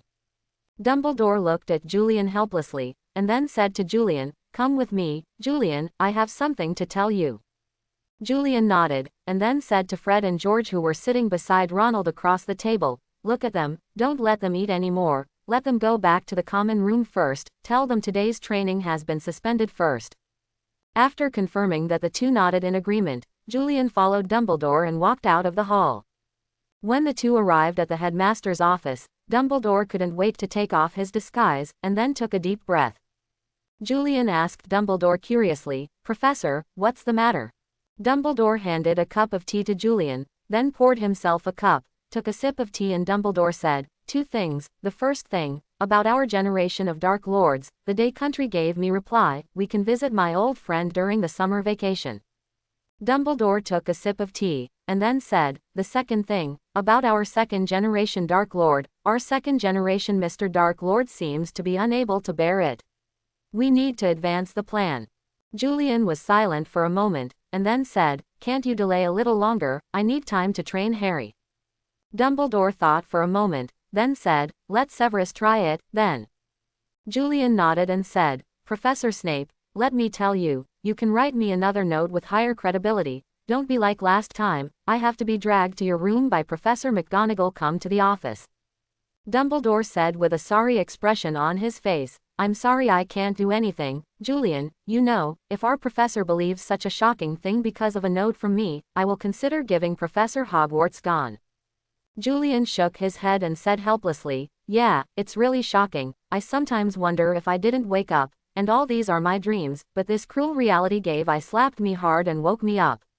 Sometimes I wonder why such a disaster just happened to me. Trouble, T. Looking at the complaining teenager in front of him, Dumbledore sighed and said, there is no way, this is fate, Julian. Julian resigned himself and said, Yes, fate, Professor, I will leave the matter of Professor Snape to me. Dumbledore nodded, took out his quill, and started writing on a piece of paper. After Dumbledore finished writing, Dumbledore dried the ink with his wand and handed the note to Julian. Julian took the note and left the principal's office without saying a word. Julian, who left the headmaster's office, went straight to Professor Snape's lounge, came to the door of the lounge. Julian took a deep breath, then exhaled, knocked on the door and asked, "Professor, are you there?" However, no one answered. Just when Julian thought that Snape was not in the lounge door opened. Snape let Julian inside and asked, "Is there anything for me, Willis?" Julian nodded and said, "I need your help, Professor."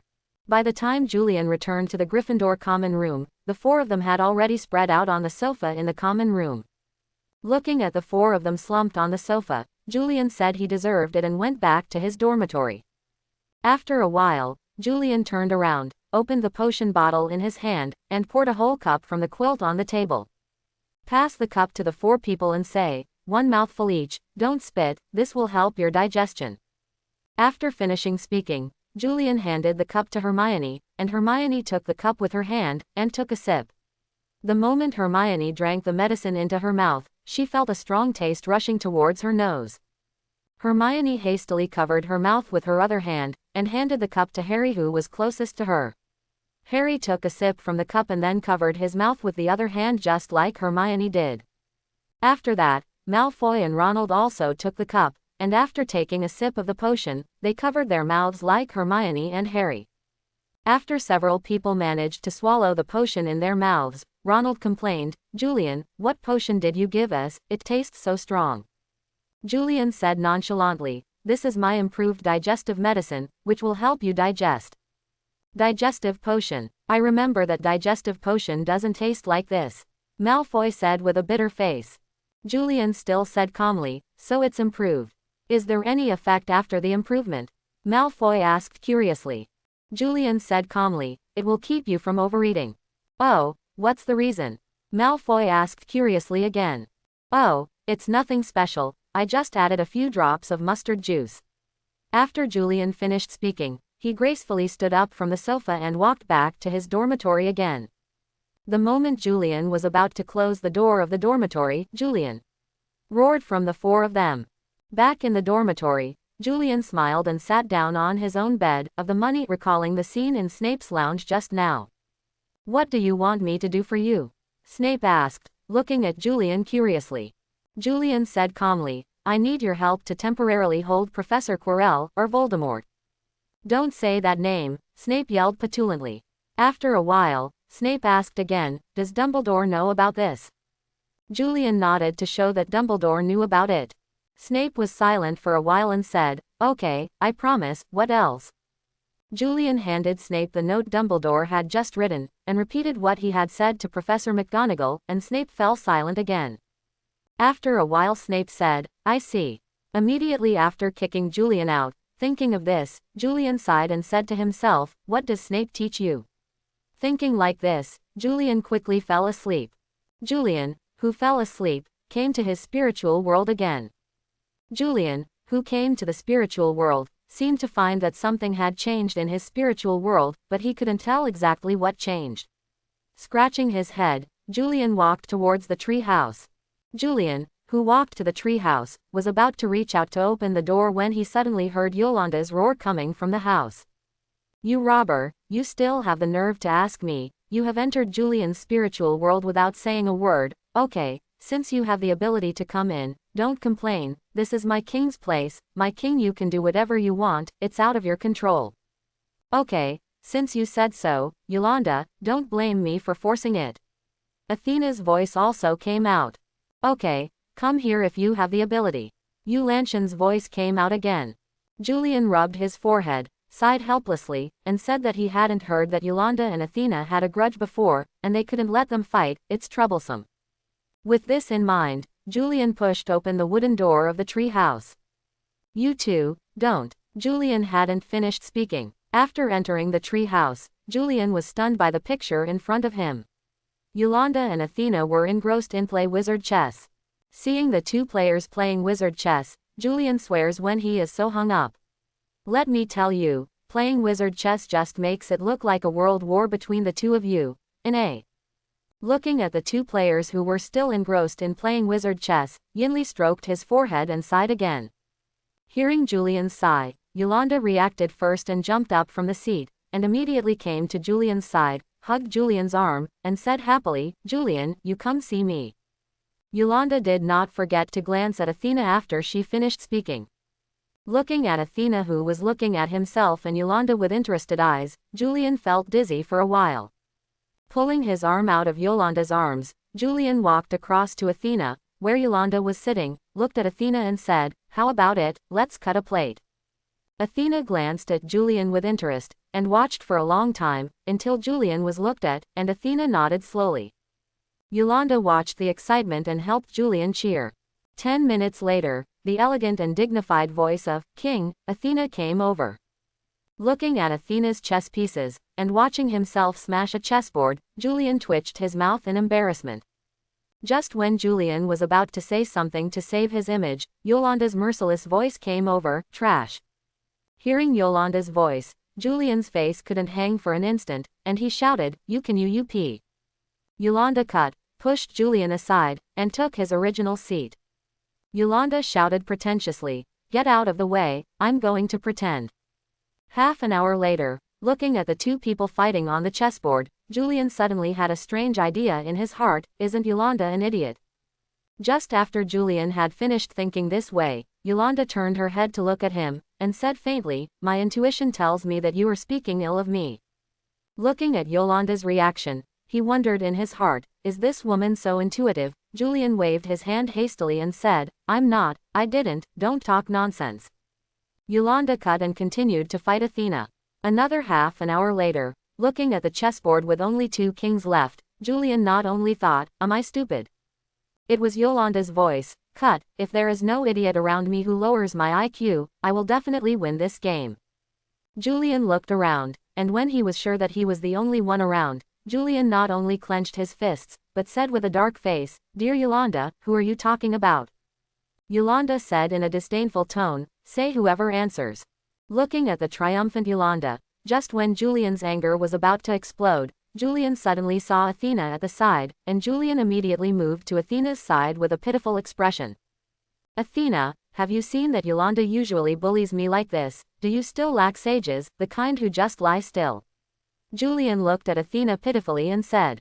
After hearing Julian's words, Yolanda instantly felt like a cat whose tail was stepped on, and instantly blew up. "Julian, you are too despicable." Looking at Yolanda's hairy hair, Athena smiled happily, and soon Athena's laughter reached the ears of Yolanda and Julian, who were jacking up the cow, and Julian heard Athena's laughter. He also smiled, and then laughed out loud. Looking at the two people who laughed out of nowhere, Yolanda didn't know why the smile was infected by the two, so he laughed. The 3 of them laughed. The sound, like sweet music, dispelled all the haze. After the 3 of them had had enough laughs, Julian began to express his reason for coming. "By the way, Yolanda, are you familiar with the horse people?" Julian asked, taking a sip of tea with a teacup in one hand. "Are you worried about the promise of the centaurs next month?" Yolanda asked after eating a piece of pastry. "Yeah," Julian nodded. "As for the centaur, you can ask Athena, I haven't had much contact with the centaur," Yolanda said after eating another piece of pastry. After hearing Yolanda's offbeat words, Julian turned his gaze to Athena. Athena took a sip of tea and said, "Since humans began to eliminate magical creatures and intelligent creatures, the centaurs have become human beings. The enemy, because of being attacked by humans, led to the rapid decline in the national power and military force of the horse people's country, causing the horse people to retreat again, and retreated from the Hulan Balar grassland to the Forbidden Forest. Back then, I asked Electrolux to build here when we were in the castle. The remaining centaurs came to attack us, but after we persuaded them to retreat with force, the centaurs signed a contract with us, agreeing that the centaurs and us would be within 5 kilometers from the edge of the Forbidden Forest. The demarcation line, our people are not allowed to cross this place, otherwise we will start a war." After taking a sip of tea, Athena continued, "This situation lasted for a long time, until the later owner of the castle, a descendant of Electrolux, Salazar Slytherin, brought a few of his friends back to the castle. here established Hogwarts School of Witchcraft and Wizardry. Salazar Slytherin and his friends Godric Gryffindor, Rowena Ravenclaw, Helga Hufflepuff were afraid that the naughty little wizard would stray into the territory of the Centaur and encounter danger. I personally went to the Centaur tribe in the Forbidden Forest. I don't know what they did, but I know that since then, the so-called 5-kilometer border has disappeared, and the little wizards of Hogwarts, you can enter and leave the Forbidden Forest freely, but you are not allowed to approach the tribe of the Centaur. This made the Centaur who hated humans even more after the 4 of them entered the Forbidden Forest. However, due to the strength of the 4, the Centaur tribe, I can only swallow my anger, and I don't know why the Centaurs dare not wander in the Forbidden Forest in the next 1,000 years, until the appearance of the current headmaster, Dumbledore, eased the relationship with the Centaurs again. I actually wanted to ask a long time ago, about the other 3 founders of Hogwarts, are they? Before Julian could finish his question, Athena interrupted Julian. You guessed right. The other 3 founders of Hogwarts were all descendants of the 12 sages. It can only be said that fate is powerful, Athena said with a sigh. In that case, it seems that Salazar Slytherin had some hidden secrets when he left Hogwarts. Julian said suddenly. Athena nodded and said, there is something hidden, but I don't know what the hidden thing is. Julian nodded and then said as if he had come to his senses, by the way, Athena, how do you know so much? Shouldn't you have done that a long time ago? Athena replied, although my body is gone, my soul still exists, but I can't leave the castle, so all I know is the castle and its surroundings. Julian nodded, and then said in a sympathetic tone, then you must have been lonely all these years. Athena shook her head and said, fortunately, I've made it through anyway, haven't I? Besides, now that I have you, my soul is attached to you, so I can leave the castle. I just want to look at how far the world has developed now. Julian nodded firmly and said, I will definitely take you all over the world, Athena, this is my promise to you. Athena looked at Julian, looked at it for a while, then nodded and said, then please give me more advice from now on, Julian. Julian nodded and agreed, thank you for your advice, Athena. Seeing the increasingly strange atmosphere between the two, Julian said unhappily, hey, you two think I don't exist, I want Julian's promise too. Julian turned his head to look at Yolanda with puffy face, reached out and rubbed Yolanda's head and said, we will always be together Yolanda, I swear to you. After Julian finished speaking, he laughed, and then Yolanda and Athena also laughed. The 3 of them smiled gently, and looked at the other 2 with gentle eyes, it's like a family schedule. Soon the time agreed with the Centaur arrived, because the Centaur did not respond to Julian whether he could take Harry with him, so Julian did not bring Harry and others with him on this trip. At around 11:30 in the evening, under the cover of night, a small crow left Hogwarts Castle and flew towards the depths of the Forbidden Forest. When Julian arrived at the agreed place, the Centaur leader Asilias was already waiting there. Julian released the animagus and turned back into a human form, and said hello to the Centaur leader. After the Centaur leader replied, the 2 embarked on the road to the Centaur tribe. Very fast, so Julian turned into a crow and followed Asilias. Because the speed of the 2 is not slow, they arrived at the outskirts of the Centaur tribe in less than 20 minutes. Different from the Unicorn tribe, the Centaur tribe did not set up any defensive magic. There was only a simple fence surrounding the Centaur tribe. At every interval of the fence, there was a mound of earth. The mound is very high and there are horsemen guarding it, which should be similar to the role of a watchtower. Julian followed Asilias into the Centaur tribe, and after entering the gate of the Centaur tribe, Julian changed back to human form, which made many Centaur warriors who had never seen humans nervous for a while. It was Asilias who explained, knowing that Julian is an honored guest of the Centaurs, the commotion was resolved, otherwise the Centaur warriors would have shot Julian into a sieve. Achilles said to Julian, Julian, you wait here for a while, I will go in and ask the Patriarch for instructions. Julian nodded in agreement. After seeing Julian nodding, Asilias called 2 centaurs and asked them to take care of Julian. After the 2 centaurs agreed, Asilias turned to the horse. The depths of the human tribe ran back. 2 young centaurs walked up to Julian, and one of them, who looked younger, looked at Julian and said, so, you are human, why are you different from what I imagined, why do you only have 2 legs?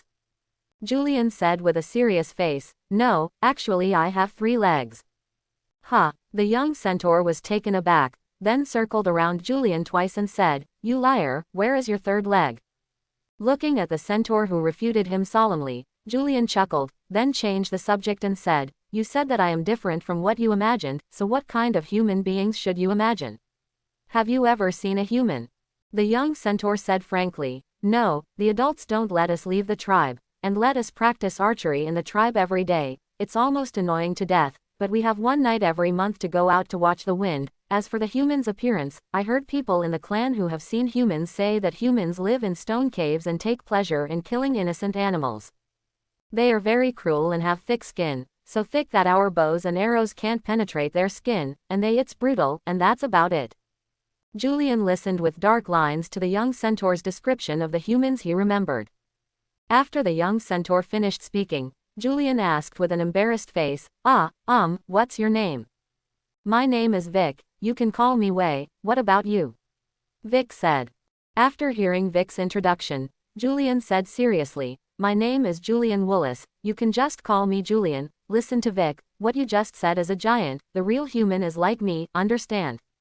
"Oh, giant, what is a giant?" Vic returned cutely. Julian replied patiently, "The giant is what you just described, understand?" "Description, what is a description?" Vic asked cutely again. Julian looked at Vic in bewilderment, and Vic let out a snort of laughter as Julian was phrasing the words in his head. Seeing Vic laugh out loud, Julian was even more deceived. Vic pointed at Julian's face and said, "Look at your stupid face, do you think I don't know anything, or all human beings as stupid as you?" After hearing Vic's words, Julian didn't understand that he was played by Vic. Just when Julian was about to fight back, Achilles' voice came over, "V, what are you laughing at? Don't disrespectful in front of distinguished guests." After reprimanding Vic, Achilles turned his gaze to Julian and said, "I'm sorry Julian, Vic is still a child, please don't be as knowledgeable as him, our patriarch, please." Julian squeezed out a smile and said, "It's okay, Achilles, but I heard from the unicorns that something seems to be going wrong in the Forbidden Forest recently, and it's best not to let the young centaur of your tribe leave you easily hoard, it's best to improve their strength. I heard that you centaurs are good at shooting, so you'd better train their strength so that they won't be in danger outside." Achilles heard Julian's words and said in surprise, "Is that true? Did the unicorn really say that? It seems that the Forbidden Forest is indeed a bit dangerous recently. Thank you for your information. Julian, you will always be a distinguished guest of our centaurs," said Achilles gratefully. Immediately, Achilles said to the older centaur, "Neil, you must inform the patrolling clansmen to be careful, and also, tell William not to let the ponies go out this month." After hearing Achilles' arrangement, Neil immediately turned around and ran towards the gate of the tribe. Seeing Neil running away, Achilles turned to Julian and said, "I'm sorry Julian, I kept you waiting for so long, let's go see the patriarch right away." Julian quickly waved his hands and said, No, it's okay. After all, your young horsemen are more important. By the way, you must keep an eye on the gate of the tribe. Don't let suspicious things get in. You must also have a pony. People step up their training." Achilles nodded solemnly and replied solemnly, I will order to increase their training time later, my friend. Well, my friend, let's go, the patriarch should wait gone." Julian responded and followed behind Achilles, leaving Vic with a sinister smile the moment Julian turned around. Wishu shuddered all over. Looking at Vic with on his face, Julian thought about the demo comfortably, and fought with me, really thinking that my title of Julian the Great Demon King is for nothing. Seeing Julian smiling on the road, the upright Achilles thought that Julian was happy for the prosperity of the centaur tribe, and his impression of Julian kept rising in his heart, and his favorability was off the charts. If Julian knew that he had filled the favor of a centaur leader with no opinion, I don't know how he would feel at a loss. Following Achilles to a wooden house, Achilles said to Julian, "Go in by yourself, Julian, the patriarch is inside, I'm going to arrange what I just said. Thank you again, Julian, you will always be a friend of our centaurs." Achilles bowed to Julian and turned to leave. Watching Achilles leave, Julian turned to face the wooden house. The wooden house looked ordinary, and it was completely impossible to tell that it was the place where the head of the clan lived. Julian stepped forward and knocked on the door, and after a while, an old voice came from inside the room, "Is this Julian? Please come in, guest." Hearing the permission of the old voice, Julian opened the door and walked into the wooden house. The decoration inside the wooden house is also very plain. The only thing worthy of praise is the head that looks like a lion on the wall. Seeing that Julian's gaze was attracted by the lion head on the wall, an old voice said in a slightly proud voice, "This is the ancestor who cut off the head of a Gemara during the decisive battle and won with the help of sages. Magic was performed to make it permanent." When Julian heard the voice, he turned his head to the source of the voice. Just like his voice, the appearance of the centaur also looked particularly old. His body, which should have been strong, was now as thin as a stick, and the upper half of the human-shaped part was even older. The face that looked like dry skin, and the pale beard that was at least half a meter long all showed that the centaur patriarch was not young. Seeing Julian staring at him, the centaur patriarch said with a dry smile, "I'm almost 100 years old, and we centaurs don't live as long as unicorns." Realizing his faux pas, Julian apologized, "Sorry. It doesn't matter. In fact, if you can give me face for the old man, I will be very happy, man of destiny." The patriarch of the horse said happily. Julian looked at the old man in front of him in surprise, and said, "You know." The centaur patriarch chuckled, and then said, "Call me Chiron. The name of every centaur patriarch is Chiron, and most intelligent life and ethnic groups know about you, but they don't know you." Julian nodded. Chiron, the head of the centaur clan, continued, "The tiger clan of the 12 clans was the best at prophecy. After the race was wiped out by humans, we horses became the most predictable race. When the tiger clan was wiped out, our horsemen sent troops to help the tiger clan, but what we didn't expect was that human beings had such power that they wiped out the army we sent along with the tiger clan. Since then, the horsemen have been forged a great enmity with you humans. Because of the Great War, our centaurs suffered extremely heavy losses, but humans hid their true strength. After destroying most of the magical creatures, humans turned their troops to us. We were severely injured and fought against humans. For nearly 100 years, we fought and lost, and retreated when we were defeated, until our ancestors returned to the forest where we came." Julian asked in surprise, "Wait, you mean coming?" Glancing at the astonished Julian, Chiron, the centaur patriarch, nodded and gave the answer that surprised Julian all night. Chiron replied, "Yes, it is coming, because our centaurs are not like this. World race, we come from the place you call Otherworld. A long time ago, our world was mostly the same as yours, but our world has more intelligent life than yours, elves, dragons, dwarves, halflings, and wicked goblins."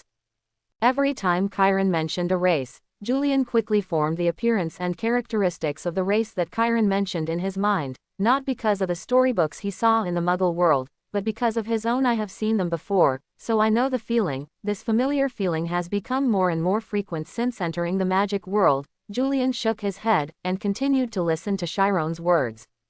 "Our continent was originally peaceful, but since Sauron, a servant of the evil god Morgoth, entered our world, everything changed. Evil forces quickly enveloped our world, and wars broke out. Humans and elves formed alliances. The alliance, together resisting Sauron's army, a great war kicked off. Our patriarch at that time selected some warriors to join the coalition army, but they all died on the battlefield. The mercy of the gods sent messengers Mithrandil and Saruman to the gathering place of our centaurs, asking what kind of help we need. The ancestors at that time decided to leave our world after a heated discussion. We told the 2 envoys of the gods about our request, and the 2 envoys agreed to our request, and together they opened a passage leading to the Otherworld, and that Otherworld is the place where your city descends, the Forbidden Forest.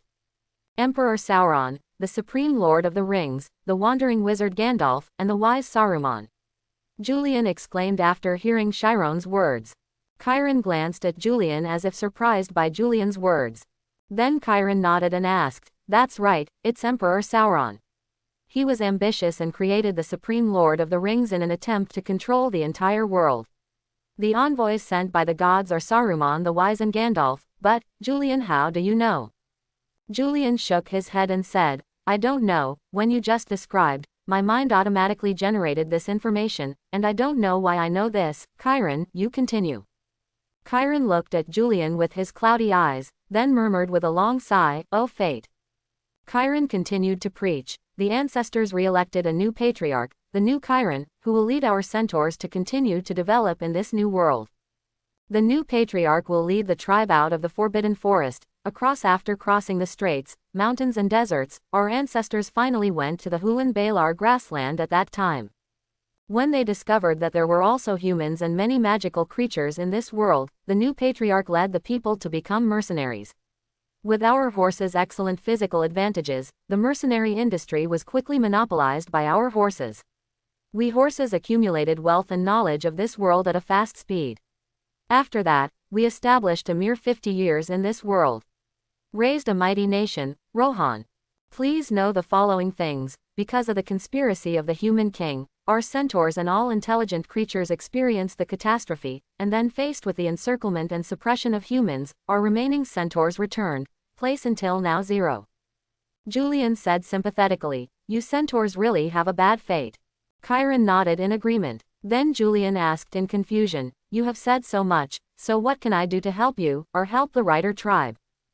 Chiron was silent for a while and then said, we centaurs have been out of the embrace of God for too long, we should go back. The human muggles in this world are getting stronger and more greedy. Sooner or later, the human muggles will reach out to the forbidden forest. We centaurs are not afraid of death, but we don't want our deaths to be meaningless, so I beg you, Julian, help us return to our world.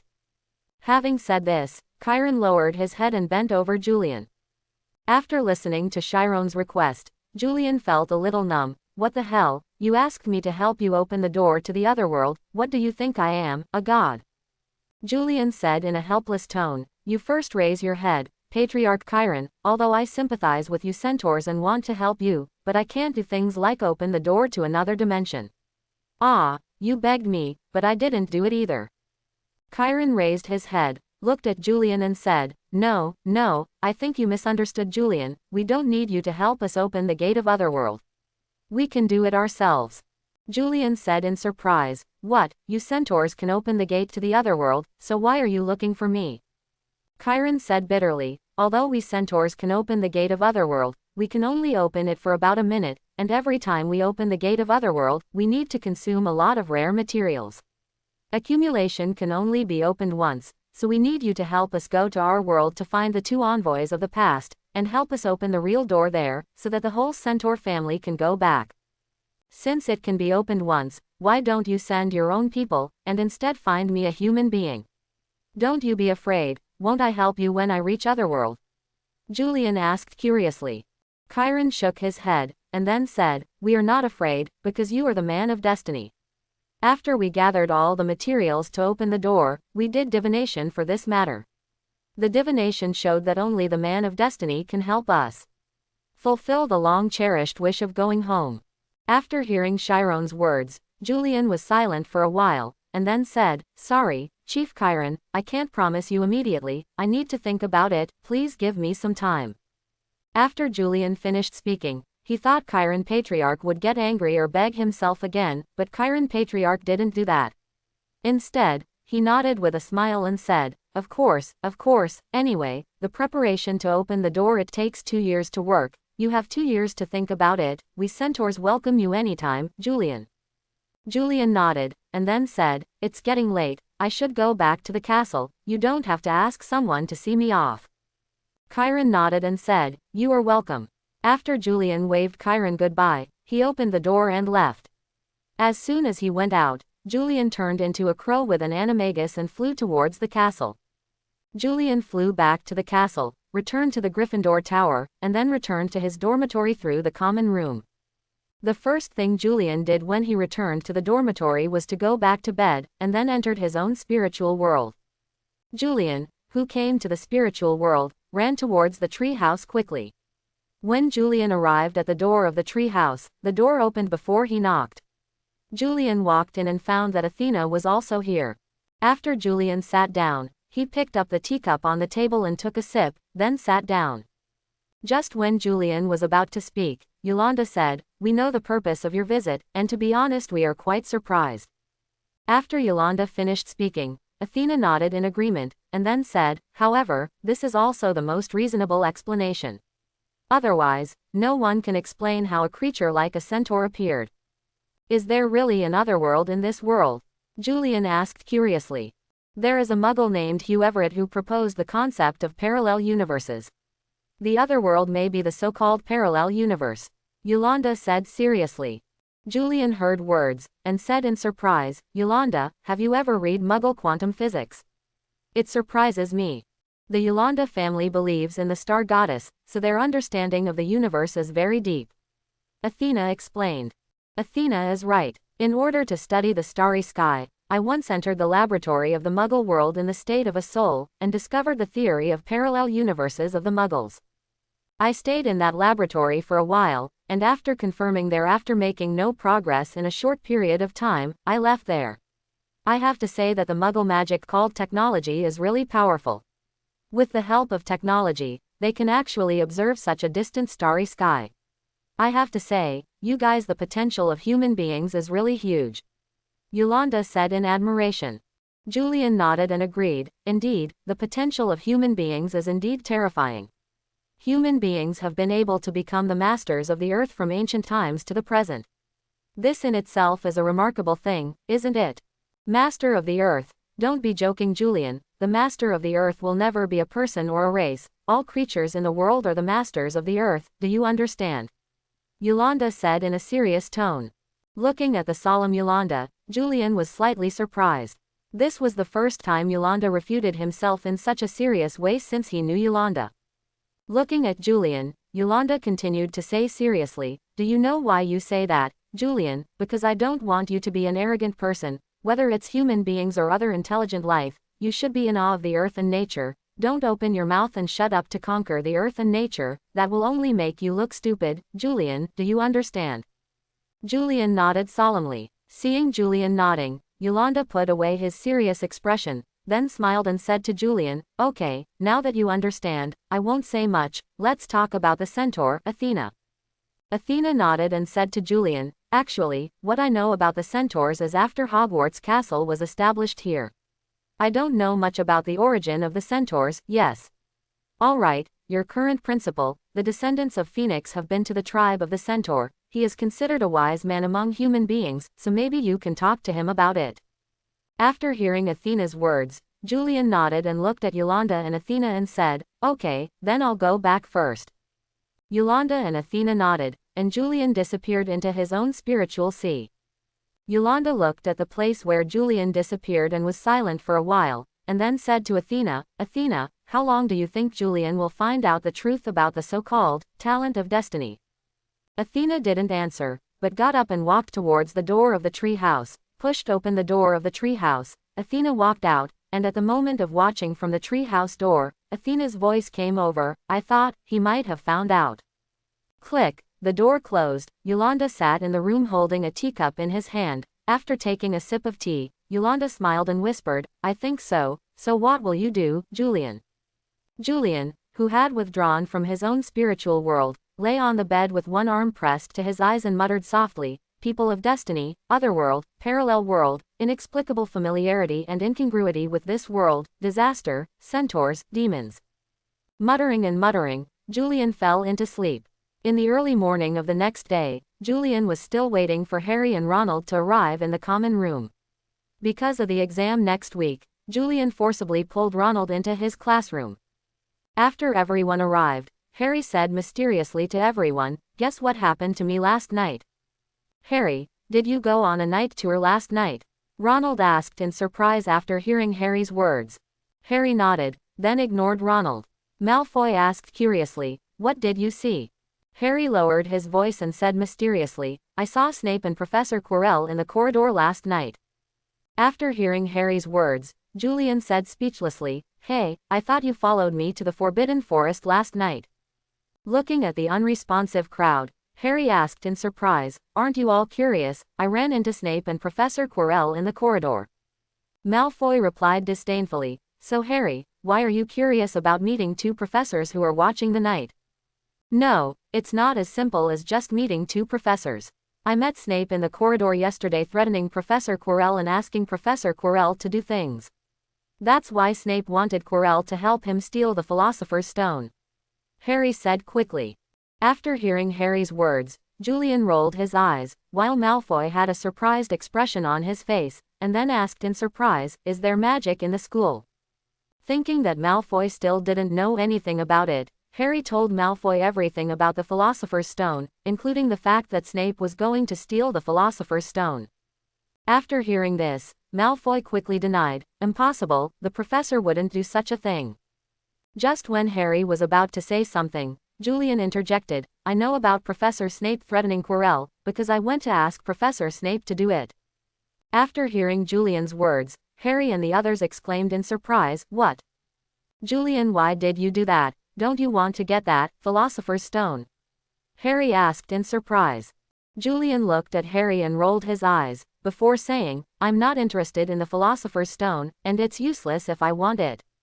"Then why are you?" Harry asked, puzzled. "Because I need to delay Quirrell's time. Quirrell is the one who really wants to steal the Philosopher's Stone. Professor Dumbledore knows about this, so Professor Dumbledore asked me to ask Professor Snape to delay Quirrell's time, so that everything will be delayed until the exam after that. Got it, Harry? So don't worry about the Philosopher's Stone, Professor Dumbledore has already planned it," Julian said calmly. After hearing Julian's words, Harry and the others still couldn't believe it, but they couldn't confirm it, so they could only trust Julian. At 9:15, Julian came to Dumbledore's office again, knocked on the door, and Julian walked in. Julian told Dumbledore what he had encountered in the Centaur tribe last night, including the fact that the Centaur Patriarch wanted to return to their original world, and what he asked him to help them with. Dumbledore was silent for a while after listening to Julian's words, and then said, "So Julian, what do you think of this matter?" Julian thought for a while and said, "I think what the Centaur said is true, at least it is true that they are from Otherworld." Dumbledore looked at Julian in surprise and asked, "Oh, why not?" "How can it be? Because I myself can be regarded as a visitor from Otherworld." Of course, Julian didn't say this sentence. Song thought about it in his heart. After thinking about it for a while, Julian said, "Because, since they want me to help, there is no need for the Centaurs to deceive me. Even if they hide something, they are just hiding it. People went back to this." Dumbledore nodded, motioning for Julian to continue. "The horse people are cautious. Since they came to our world, they will definitely not go back until they confirm the safety of their world." Julian took a sip of the tea in his hand, and then continued, "So we can be sure of one thing, their world must be safe, at least there is no large-scale war, and secondly, some changes must have taken place in their world, it's a change that urges them to go back, and that change can be good or bad." Dumbledore nodded approvingly, and said, "So what's your decision, Julian?" "I decided to help them. For some reason, when I heard Chiron describe their world last night, I felt an inexplicable sense of familiarity, and what happened recently, I always felt a sense of disobedience, just like the original what was supposed to happen has changed for some reason, and that change has been making me feel a bit uncomfortable lately," Julian said. "Is there a sense that things are going beyond your plan?" Dumbledore asked. Julian nodded, then shook his head again. "It's not just the feeling that it's beyond the plan, it's like it's out of the script, it's like the kind of thing that was originally planned, and it's overwhelmed by some people and some people. Factors have been forcibly changed. For example, Harry and Malfoy, the two are almost like a family now, but according to the original plot, the two should be like fire and water. It is this change that makes me have sense of disobedience." Dumbledore nodded after hearing Julian's words, and then said, "I have the same feeling, Julian. Before I met you again, I thought it was my own task to eliminate Voldemort, and I should die after I completed the task, but, Julian, after meeting you, I suddenly found that my thinking has changed. I no longer feel that Voldemort is my responsibility, I feel that my mentality seems to have become younger." After hearing Dumbledore's words, Julian complained in his heart, "You were planning to throw the matter on Harry's head, huh? Why did I have such thoughts? What the hell happened? Here at Hogwarts, the sense of familiarity and disobedience to the surrounding has become stronger. What happened to me?" Seeing Julian's distorted expression, Dumbledore patted Julian's hand to bring Julian back to his senses. Julian, who was woken up by Dumbledore, took a long breath and said, "I'm fine, Professor, just a little worried." "Worried about what?" Dumbledore asked mildly. "Worried about whether some unknown things will get involved around us and manipulate certain things, certain people, and change history in the future," Julian said worriedly. Dumbledore laughed loudly after hearing Julian's words. "Julian, to paraphrase an Eastern saying, you are a fan of the authorities, don't you realize that you are the one who changed us?" Julian fell silent after hearing Dumbledore's words. Yes, it seems to be the case. Immediately, Julian smiled awkwardly. Seeing Dumbledore looking at him with a strange look, Julian quickly changed the subject and said, "Oh, by the way, Professor, those little fellows in Harry are paying close attention to the Philosopher's Stone. We should make a plan adjusted."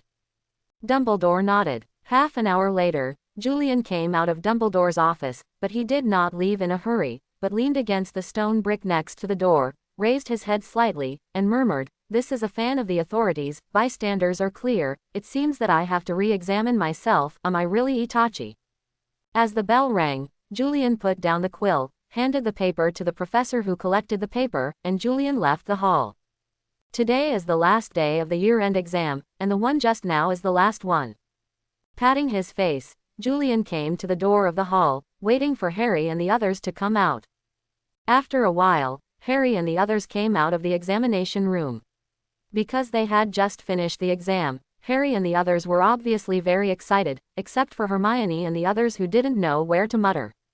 When Julian came to Hermione's side, she heard Hermione say, "I really shouldn't bother to remember the 1637 Werewolf Code of Conduct, and the Rebellion of the Elves, it's a waste of my time." Hearing Hermione's thoughts, Julian's face twitched, and then he comforted, "My good girl, we have already finished the exam, there is no need to worry about it, so take it easy, let's go walk around the lake." After hearing Julian's words, Hermione nodded, took Julian's hand proactively, and walked towards the lake. Looking at the backs of the two who left, Ronald said enviously, "That's great, I'm so envious, I really want to find a girlfriend." Hearing Ronald's words, Harry chuckled and said, "I heard that Hermione's roommate seems to be very interested in you. It seems to be called Lavenmu or Lavender." "Really, Ronald, it looks like you're expected to get out of the singles." Malfoy teased.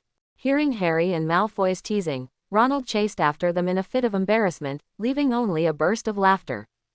Hearing a voice behind him, Julian looked at Hermione in surprise and asked, "Is this true?" Hermione asked strangely, "What's really mad? That roommate of yours, the one named Lavender, really likes Ronald?" Julian continued to ask in surprise. Hermione glanced at Julian and said, "God knows." When the two came to the lake, they found that the place had already been occupied by the little wizards who had a good time after the exam. They had no choice but to walk in the direction of the Forbidden Forest. When the two came to the edge of the Forbidden Forest, Julian saw Harry, Ronald and Malfoy running over quickly. Julian thought the three were looking for them, but the three ran to the other side. Hermione asked strangely, "What's wrong with these three guys? It seems like something is chasing after them." Julian had a faint feeling in his heart that it should have something to do with the Philosopher's Stone. Although he didn't know why he thought so, Julian chose to trust his intuition. Julian shook his head, and then said, "I don't know, but looking at the direction, they should be going to Hagrid. We'll find out by following them." Hermione nodded, and the two of them ran in the direction of Hagrid's hut. When the two ran to Hagrid's hut, Julian found that Hagrid seemed to be talking to the three of them. When Julian and Hermione approached, they greeted Hagrid and asked, "What are you talking about?" Ronald said, "It's about the Sorcerer's Stone. We were going to play brooms on the Quidditch pitch just now, but Harry suddenly thought of something and dragged the three of us here." Julian turned his gaze to Harry and asked, "Harry, what did you find?" Harry first said wait to Julian, and then said to Hagrid, "Hagrid, are you sure you didn't tell anyone how to subdue Fluffy?" "Of course not, how could I tell anyone?" Hagrid denied it. "Okay, Hagrid, I believe you, then you're talking about the time when you won Norbert, it's very important," Harry said anxiously.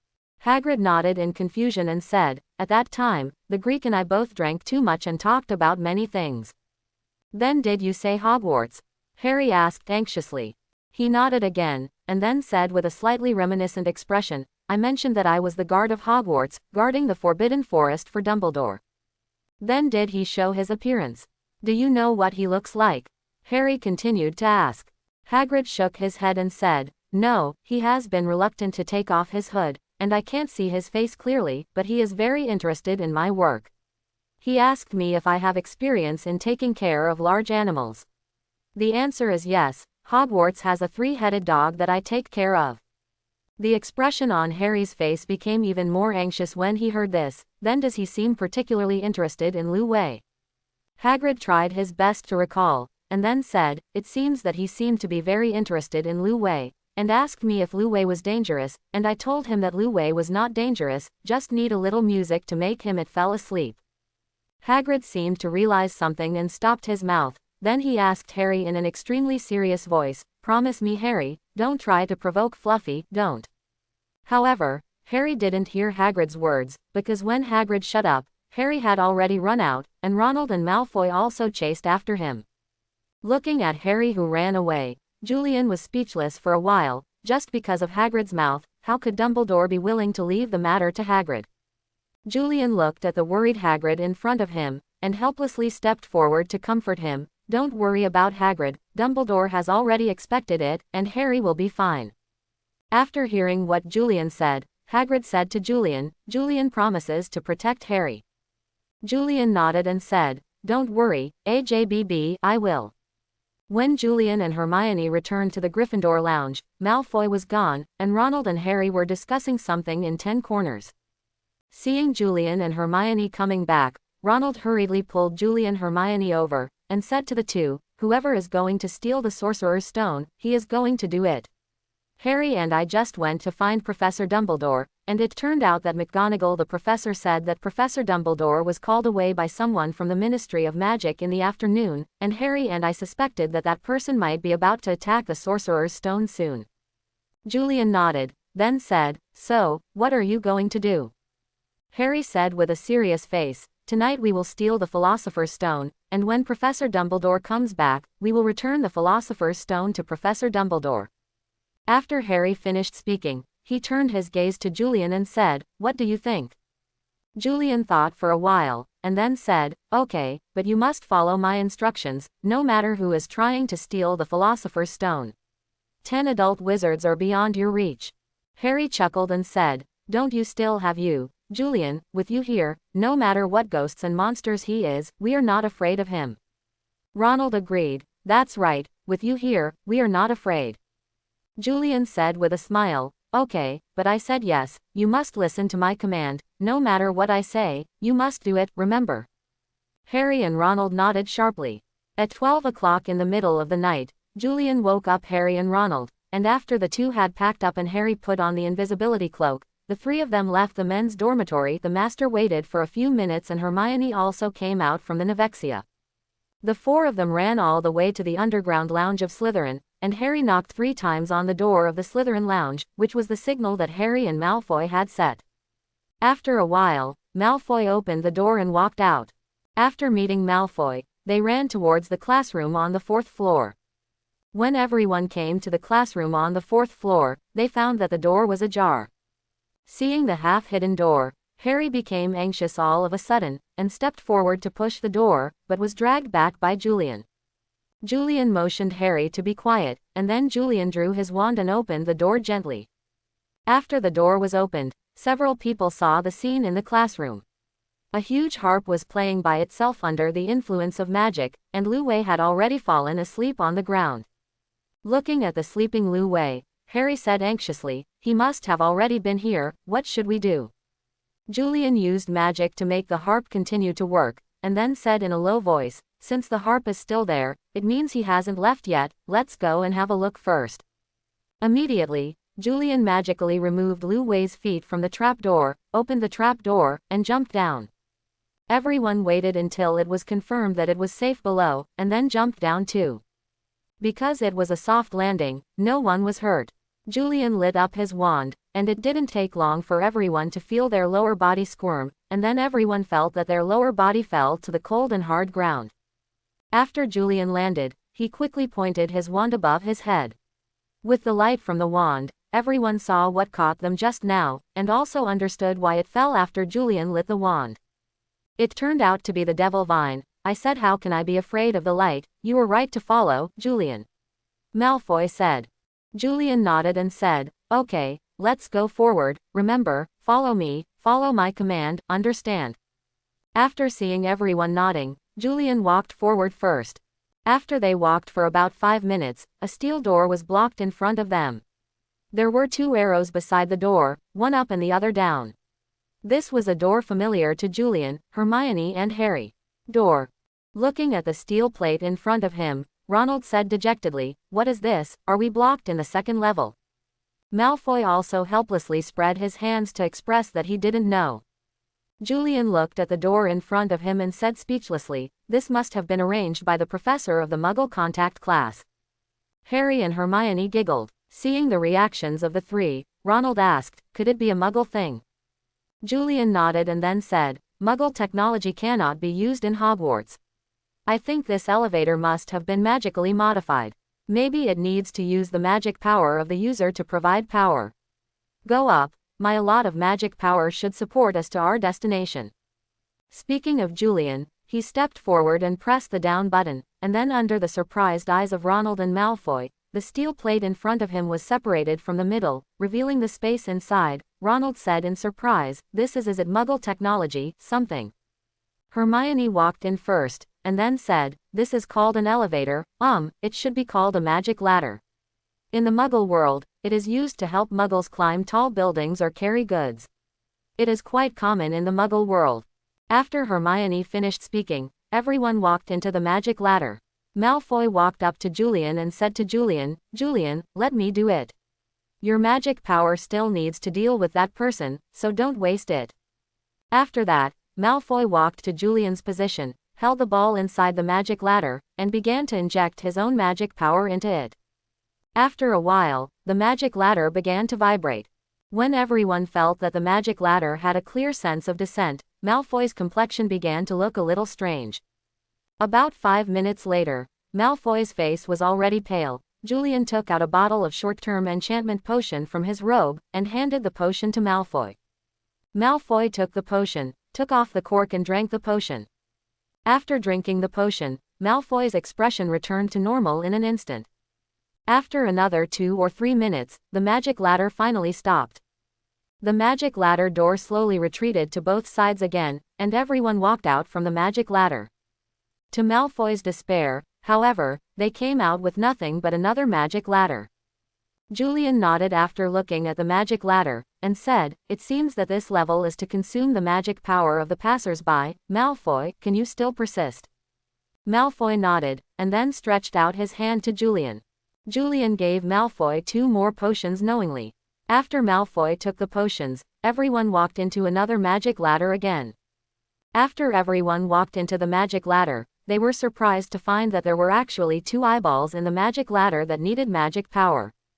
Ronald scratched his head and then extended his hand to Julian. Julian also gave Ronald 2 bottles of medicine. After Ronald and Malfoy finished drinking the potion, they looked at each other, and then stepped forward to hold a silver ball. Under the input of the magic power of the 2, the magic ladder also started to move, but the direction of the movement was very puzzling to everyone. After feeling the trajectory of the magic ladder, Julian said with a look of praise, "The magic ladder should be in a hole with a very complicated route, a bit like a maze. I think it would take a long time to get there if I didn't make a magic ladder. It's interesting to arrive at the destination, so there's such a big space underground in Hogwarts." 10 minutes later, the magic ladder finally stopped under Malfoy and Ronald's exhausted expressions. The magic ladder door opened, but fortunately they didn't see a new magic ladder this time. Julian pinched his fingers and said, "Judging from the situation of Malfoy and Ronald just now, they probably consumed the magic power of about 2 normal adult wizards." After speaking, Julian looked at the 2 and said, "Do you need a break?" Ronald and Malfoy shook their heads in the negative. Julian nodded, and then led the crowd to continue walking forward.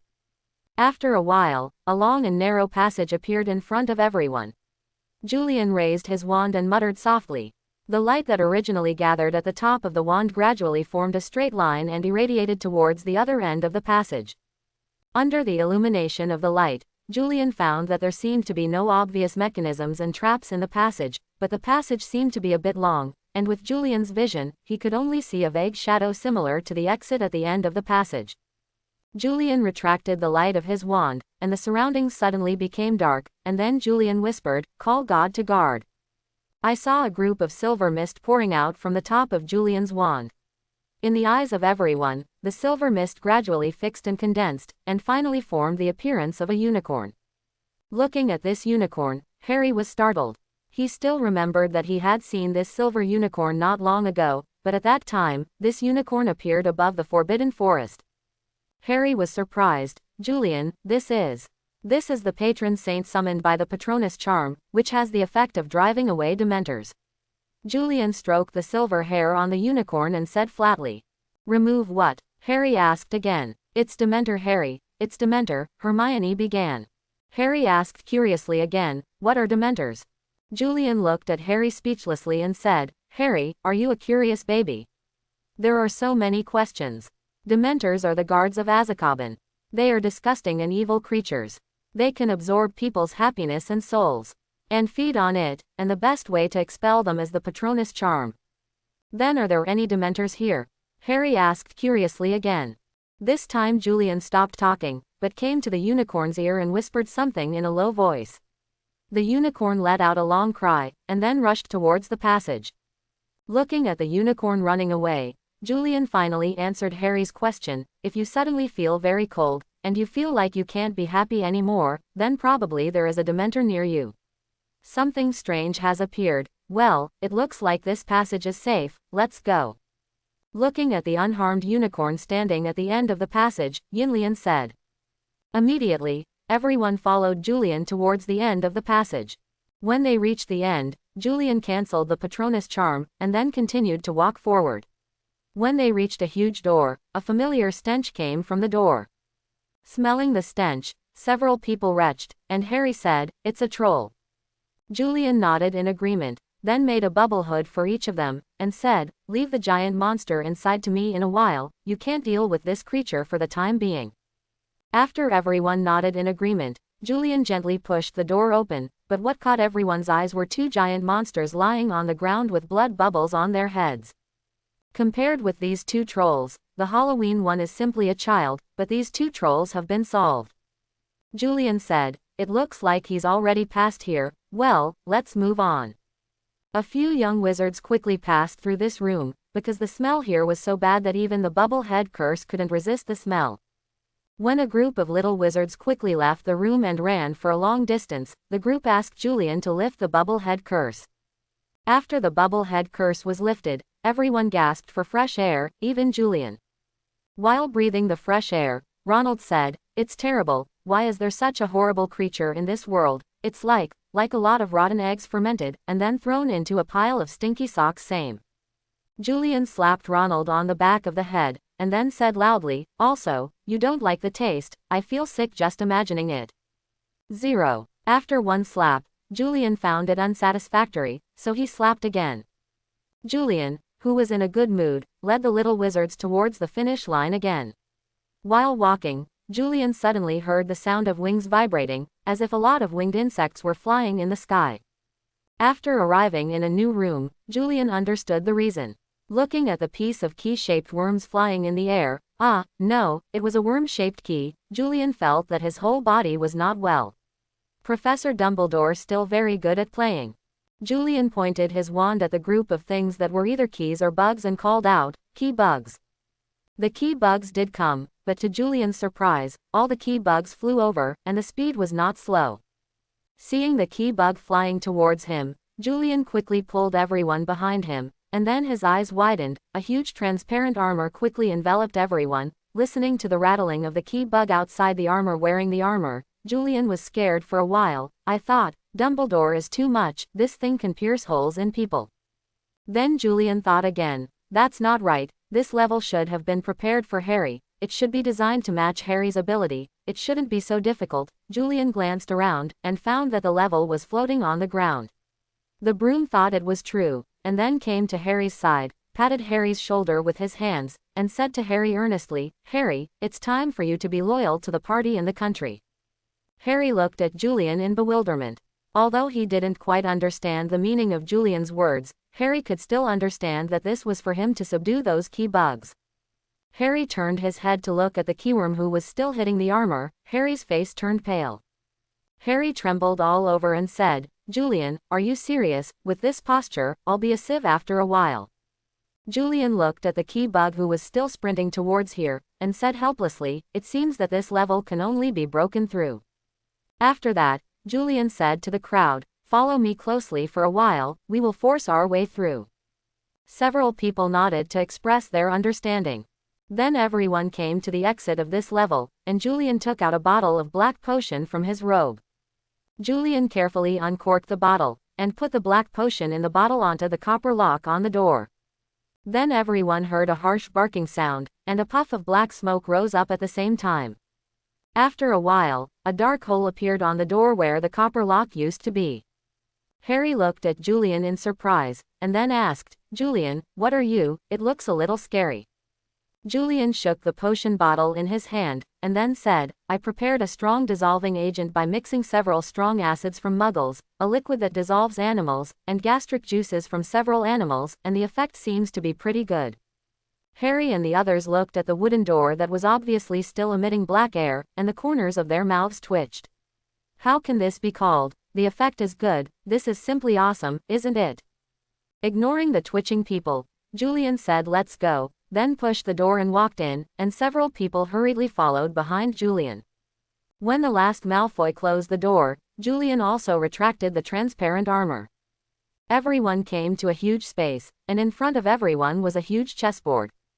Looking at the chessboard in front of him, Julian curled his lips and said, this must be Professor McGonagall's handwriting. It seems that we need to play this game of chess to pass this level.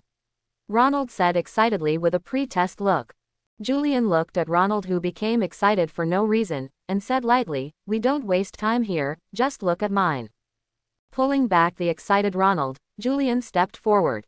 Looking at the back of Julian in front of him, Ronald exclaimed, Julian, are you serious?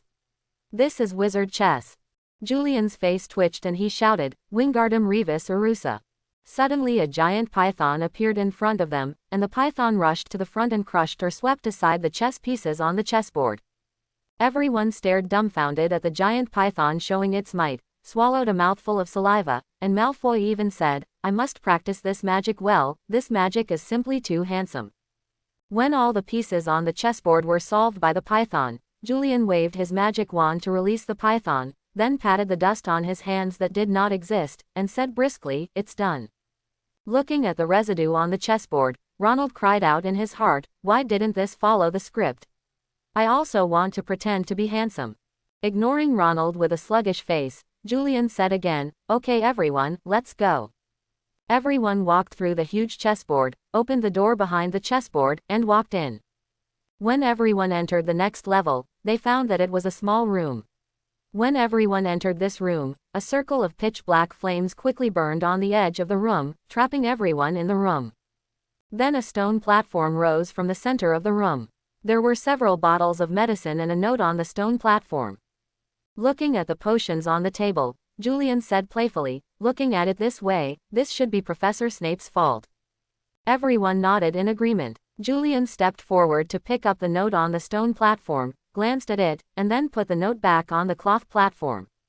Julian walked to the black flame and observed it carefully, then turned his head to look at Ronald, and said, Ronald, this is the powerful black magic developed from the three-headed hellhound you were talking about. Ronald nodded, then looked at Malfoy, motioning for Malfoy to explain. After receiving Ronald's gaze, Malfoy said, this is the Fiercefire Curse, a powerful black magic. Apart from the 3 unforgivable curses, this is the most evil black magic. It has one characteristic, it is indestructible, and secondly, it has extremely strong destructive power, and the high temperature far exceeds that of ordinary flames, basically sticking to it will kill you.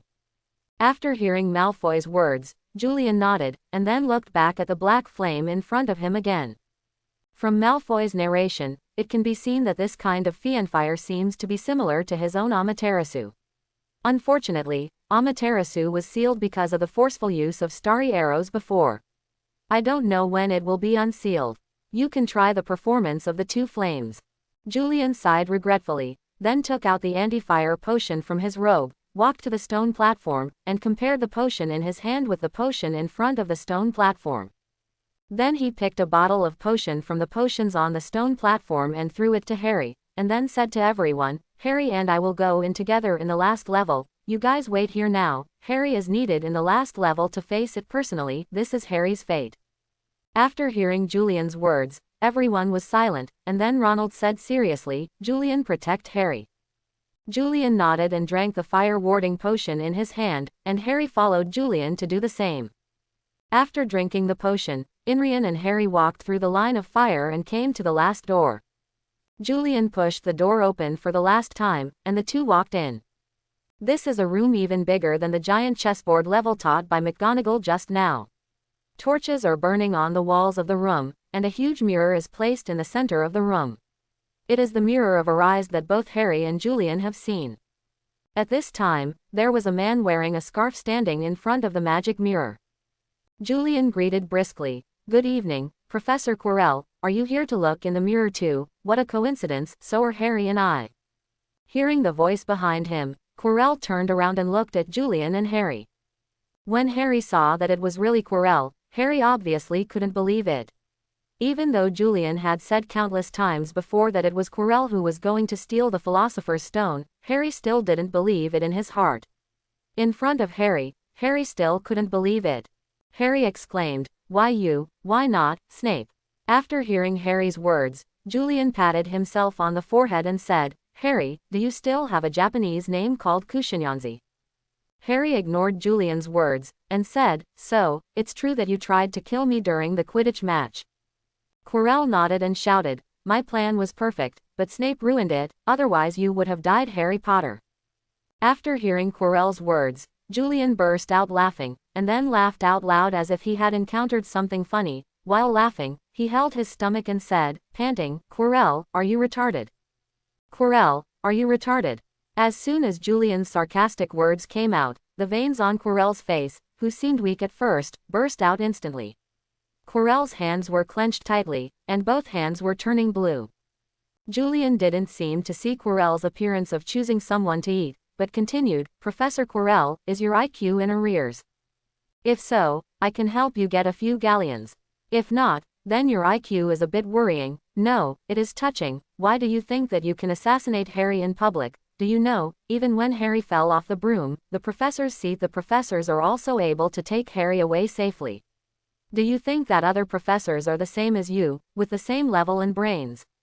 Did you have a brain when you shot that day?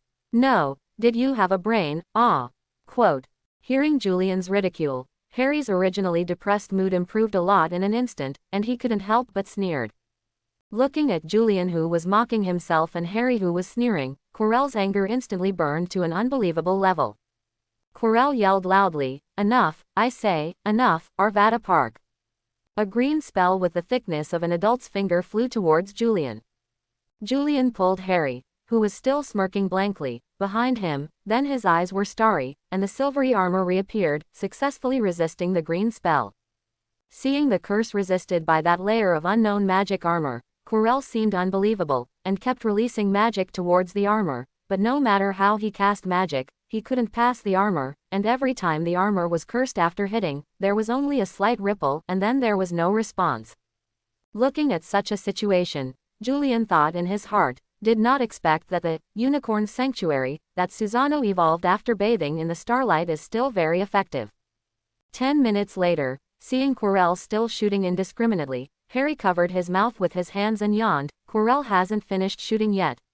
I'm so sleepy.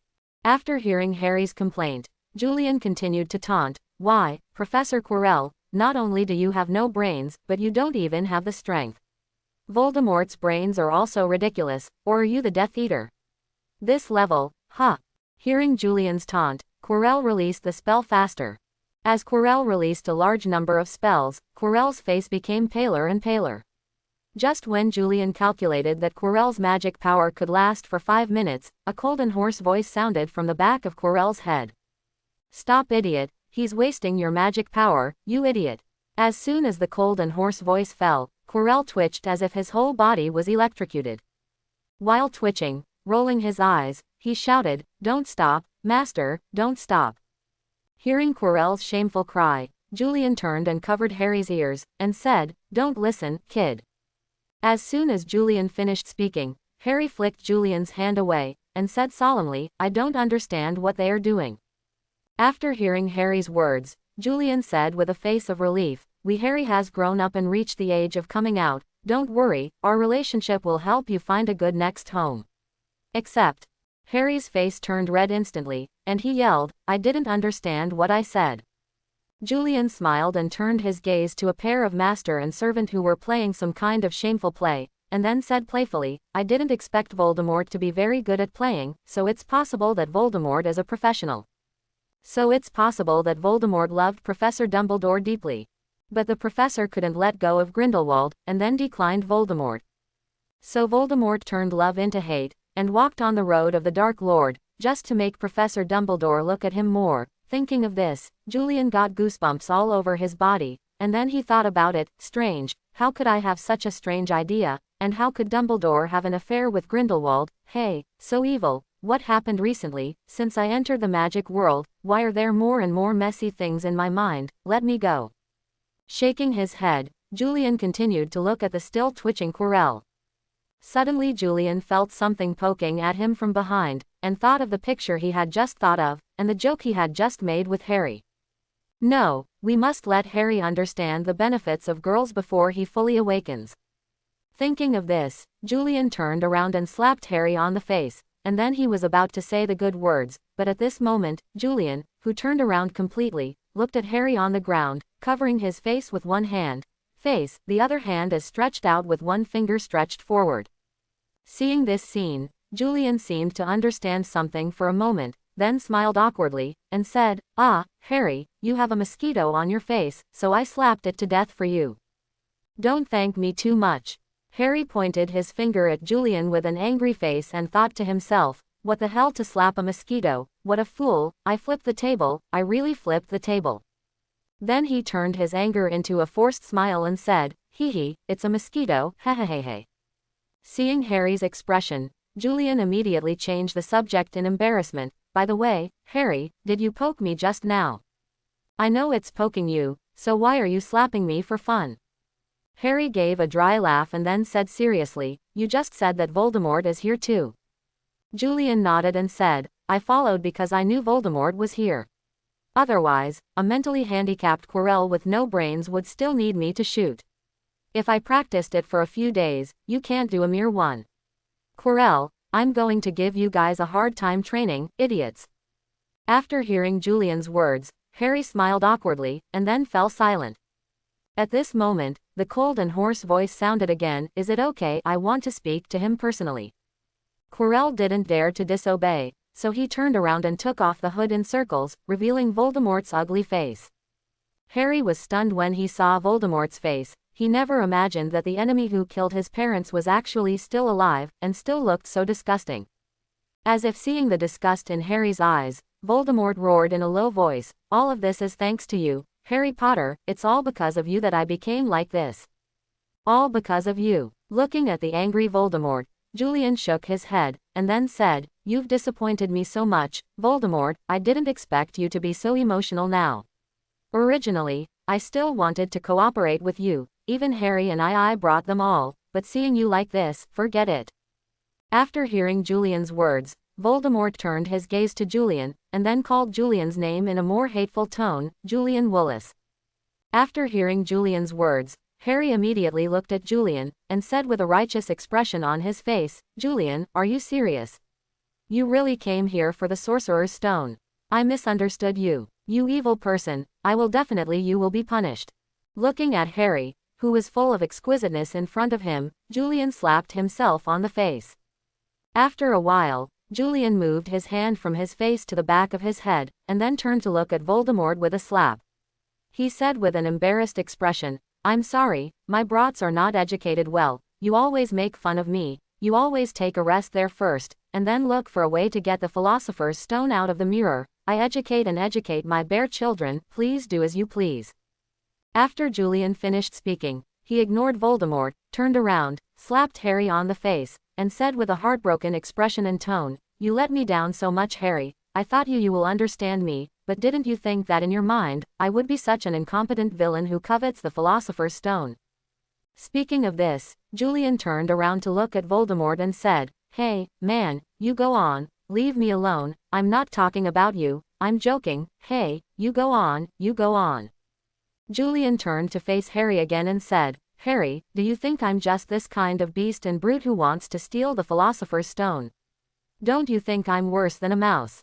Looking at Julian, who was only winking at him, Harry answered knowingly, oh, yes, that's right, you are a maggot worse than a mouse, and you want to steal the Philosopher's Stone, you are a doctor worse than a beast. Julian continued to turn around and said in a vicissitudes of tone, oh man, do you still lack Death Eaters, the kind who don't have to work and can learn black magic from you, Harry, the white-eyed wolf I can't teach well, and even said that I'm the kind of idiot who steals things from people, and you said I'm not angry, hey, I didn't say that you are always a idiot, you keep stealing. Seeing Harry and Julian singing together in front of him, Voldemort felt his heart was so tired and worried. Didn't he just come to steal a Philosopher's Stone to save his life? Why did he bully me like this? Land show, mushroom. Finally, Voldemort couldn't bear it anymore, and waved Quirrell's wand, another burst of black magic shot. However, with Quirrell's magic power, even if there is a potion that can replenish the magic power, after going through the insane magic ladder, and then shooting at himself indiscriminately before, when it comes to Voldemort, there is not much magic power left at all.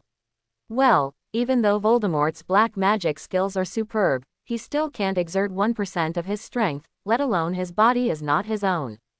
Voldemort looked at Julian and Harry, who were shrinking into the tortoise shell in front of him, the anger in his heart, but there was nothing he could do about Julian and Harry. It was already 10 minutes later when Voldemort bent over tiredly and gasped on the ground. Looking at Voldemort, who was bending over in a weird posture because Voldemort was on the back of Quirrell's head, so if Voldemort wants to bend over like a normal person with his hands on his knees, you know, Julian walked over with Harry. Julian put away the mocking expression, and said in a flat tone, is it enough to vent, and if it is enough, can we talk? Harry looked at the calm and terrified Julian in front of him. Is Julian possessed by something or has a double personality? It's just scary. Julian turned his head to look at Harry and said in a doubtful tone, Harry, is my illusion, I seem to feel that you are talking bad about me. Hearing Julian's words, Harry's desire to survive instantly exploded. He quickly shook his head and said, I didn't, how could it be, it wasn't me, don't talk nonsense. Shaking his head, he ignored Harry and turned his head to continue looking at Voldemort and then looked at Voldemort with a questioning look. Voldemort straightened up and said in his gloomy and hoarse voice, whatever you want to say, just say it. Sure enough, this is what you really look like. Did you just look like you just to make me rage and waste my magic power? I can't help it. Don't tell me you're smart, boy, ahad. Hearing Voldemort's words, Harry turned to Voldemort, his life and death enemy, with an expression of, aren't you kidding me, and said seriously, no, you are wrong, Voldemort, although I don't know what you think, but that just now is definitely Julian's real body. Harry shook his hand while speaking. Voldemort frowned when he heard Harry's words, well, God knows how 10 hairless bald heads frowned. Julian's mouth twitched, and then he changed the subject in embarrassment. I was just testing your mettle, Voldemort. I told you that there is something I want to cooperate with you, otherwise I wouldn't keep you until now. Maybe at your peak back then, it was a bit tricky, but now you, Voldemort, for me, crushing you to death is no more troublesome than crushing an ant, you have to admit that. Voldemort fell silent, acquiescing to what Julian had said. Voldemort, who was silent for a while, said in a complicated tone, well, what do you want to cooperate with me, what can I get, and what do you need from me? Hearing Voldemort's compromising words, Julian smiled slightly, and then said, isn't that all right? I'll first tell you what I want you to do, and then I'll tell you what I will do for you. Voldemort nodded. Seeing Voldemort nodding, Harry looked at Julian nervously, and said, hey, Julian, you're not serious, are you? Julian ignored Harry and said to Voldemort, I want you to gather all the power you can, whether it's Death Eaters, those nobles, or those dark magic creatures, within 10 years, I want you, including you, obey me unconditionally within 10 years, don't disobey me, and only follow my lead. Voldemort did not have the rage he imagined, but said in a flat tone, then, what can you do for me? Looking at Voldemort with a flat tone, Julian nodded appreciatively, and then said, this is still a bit like a Dark Lord, not to be surprised, yes, as for what I can do for you, I can revive you and make your strength take it to the next level, and I can show you the profound meaning of magic. Harry was stunned when he heard Julian's words. He stammered and asked, Julian, you can't be serious, resurrecting Voldemort, is this a joke? Julian shook his head to signal Harry to be quiet first, and then continued to ask Voldemort, well, what do you think? Voldemort thought for a while and asked, what do you want me to do, or what do you want to use my power to do, to contribute to the Ministry of Magic, or to deal with Dumbledore? Julian shook his head, then turned around and knocked Harry unconscious, then turned around and said to Voldemort in a very serious tone, Voldemort, I need you to help me save the world. I hope everyone will support it and subscribe more.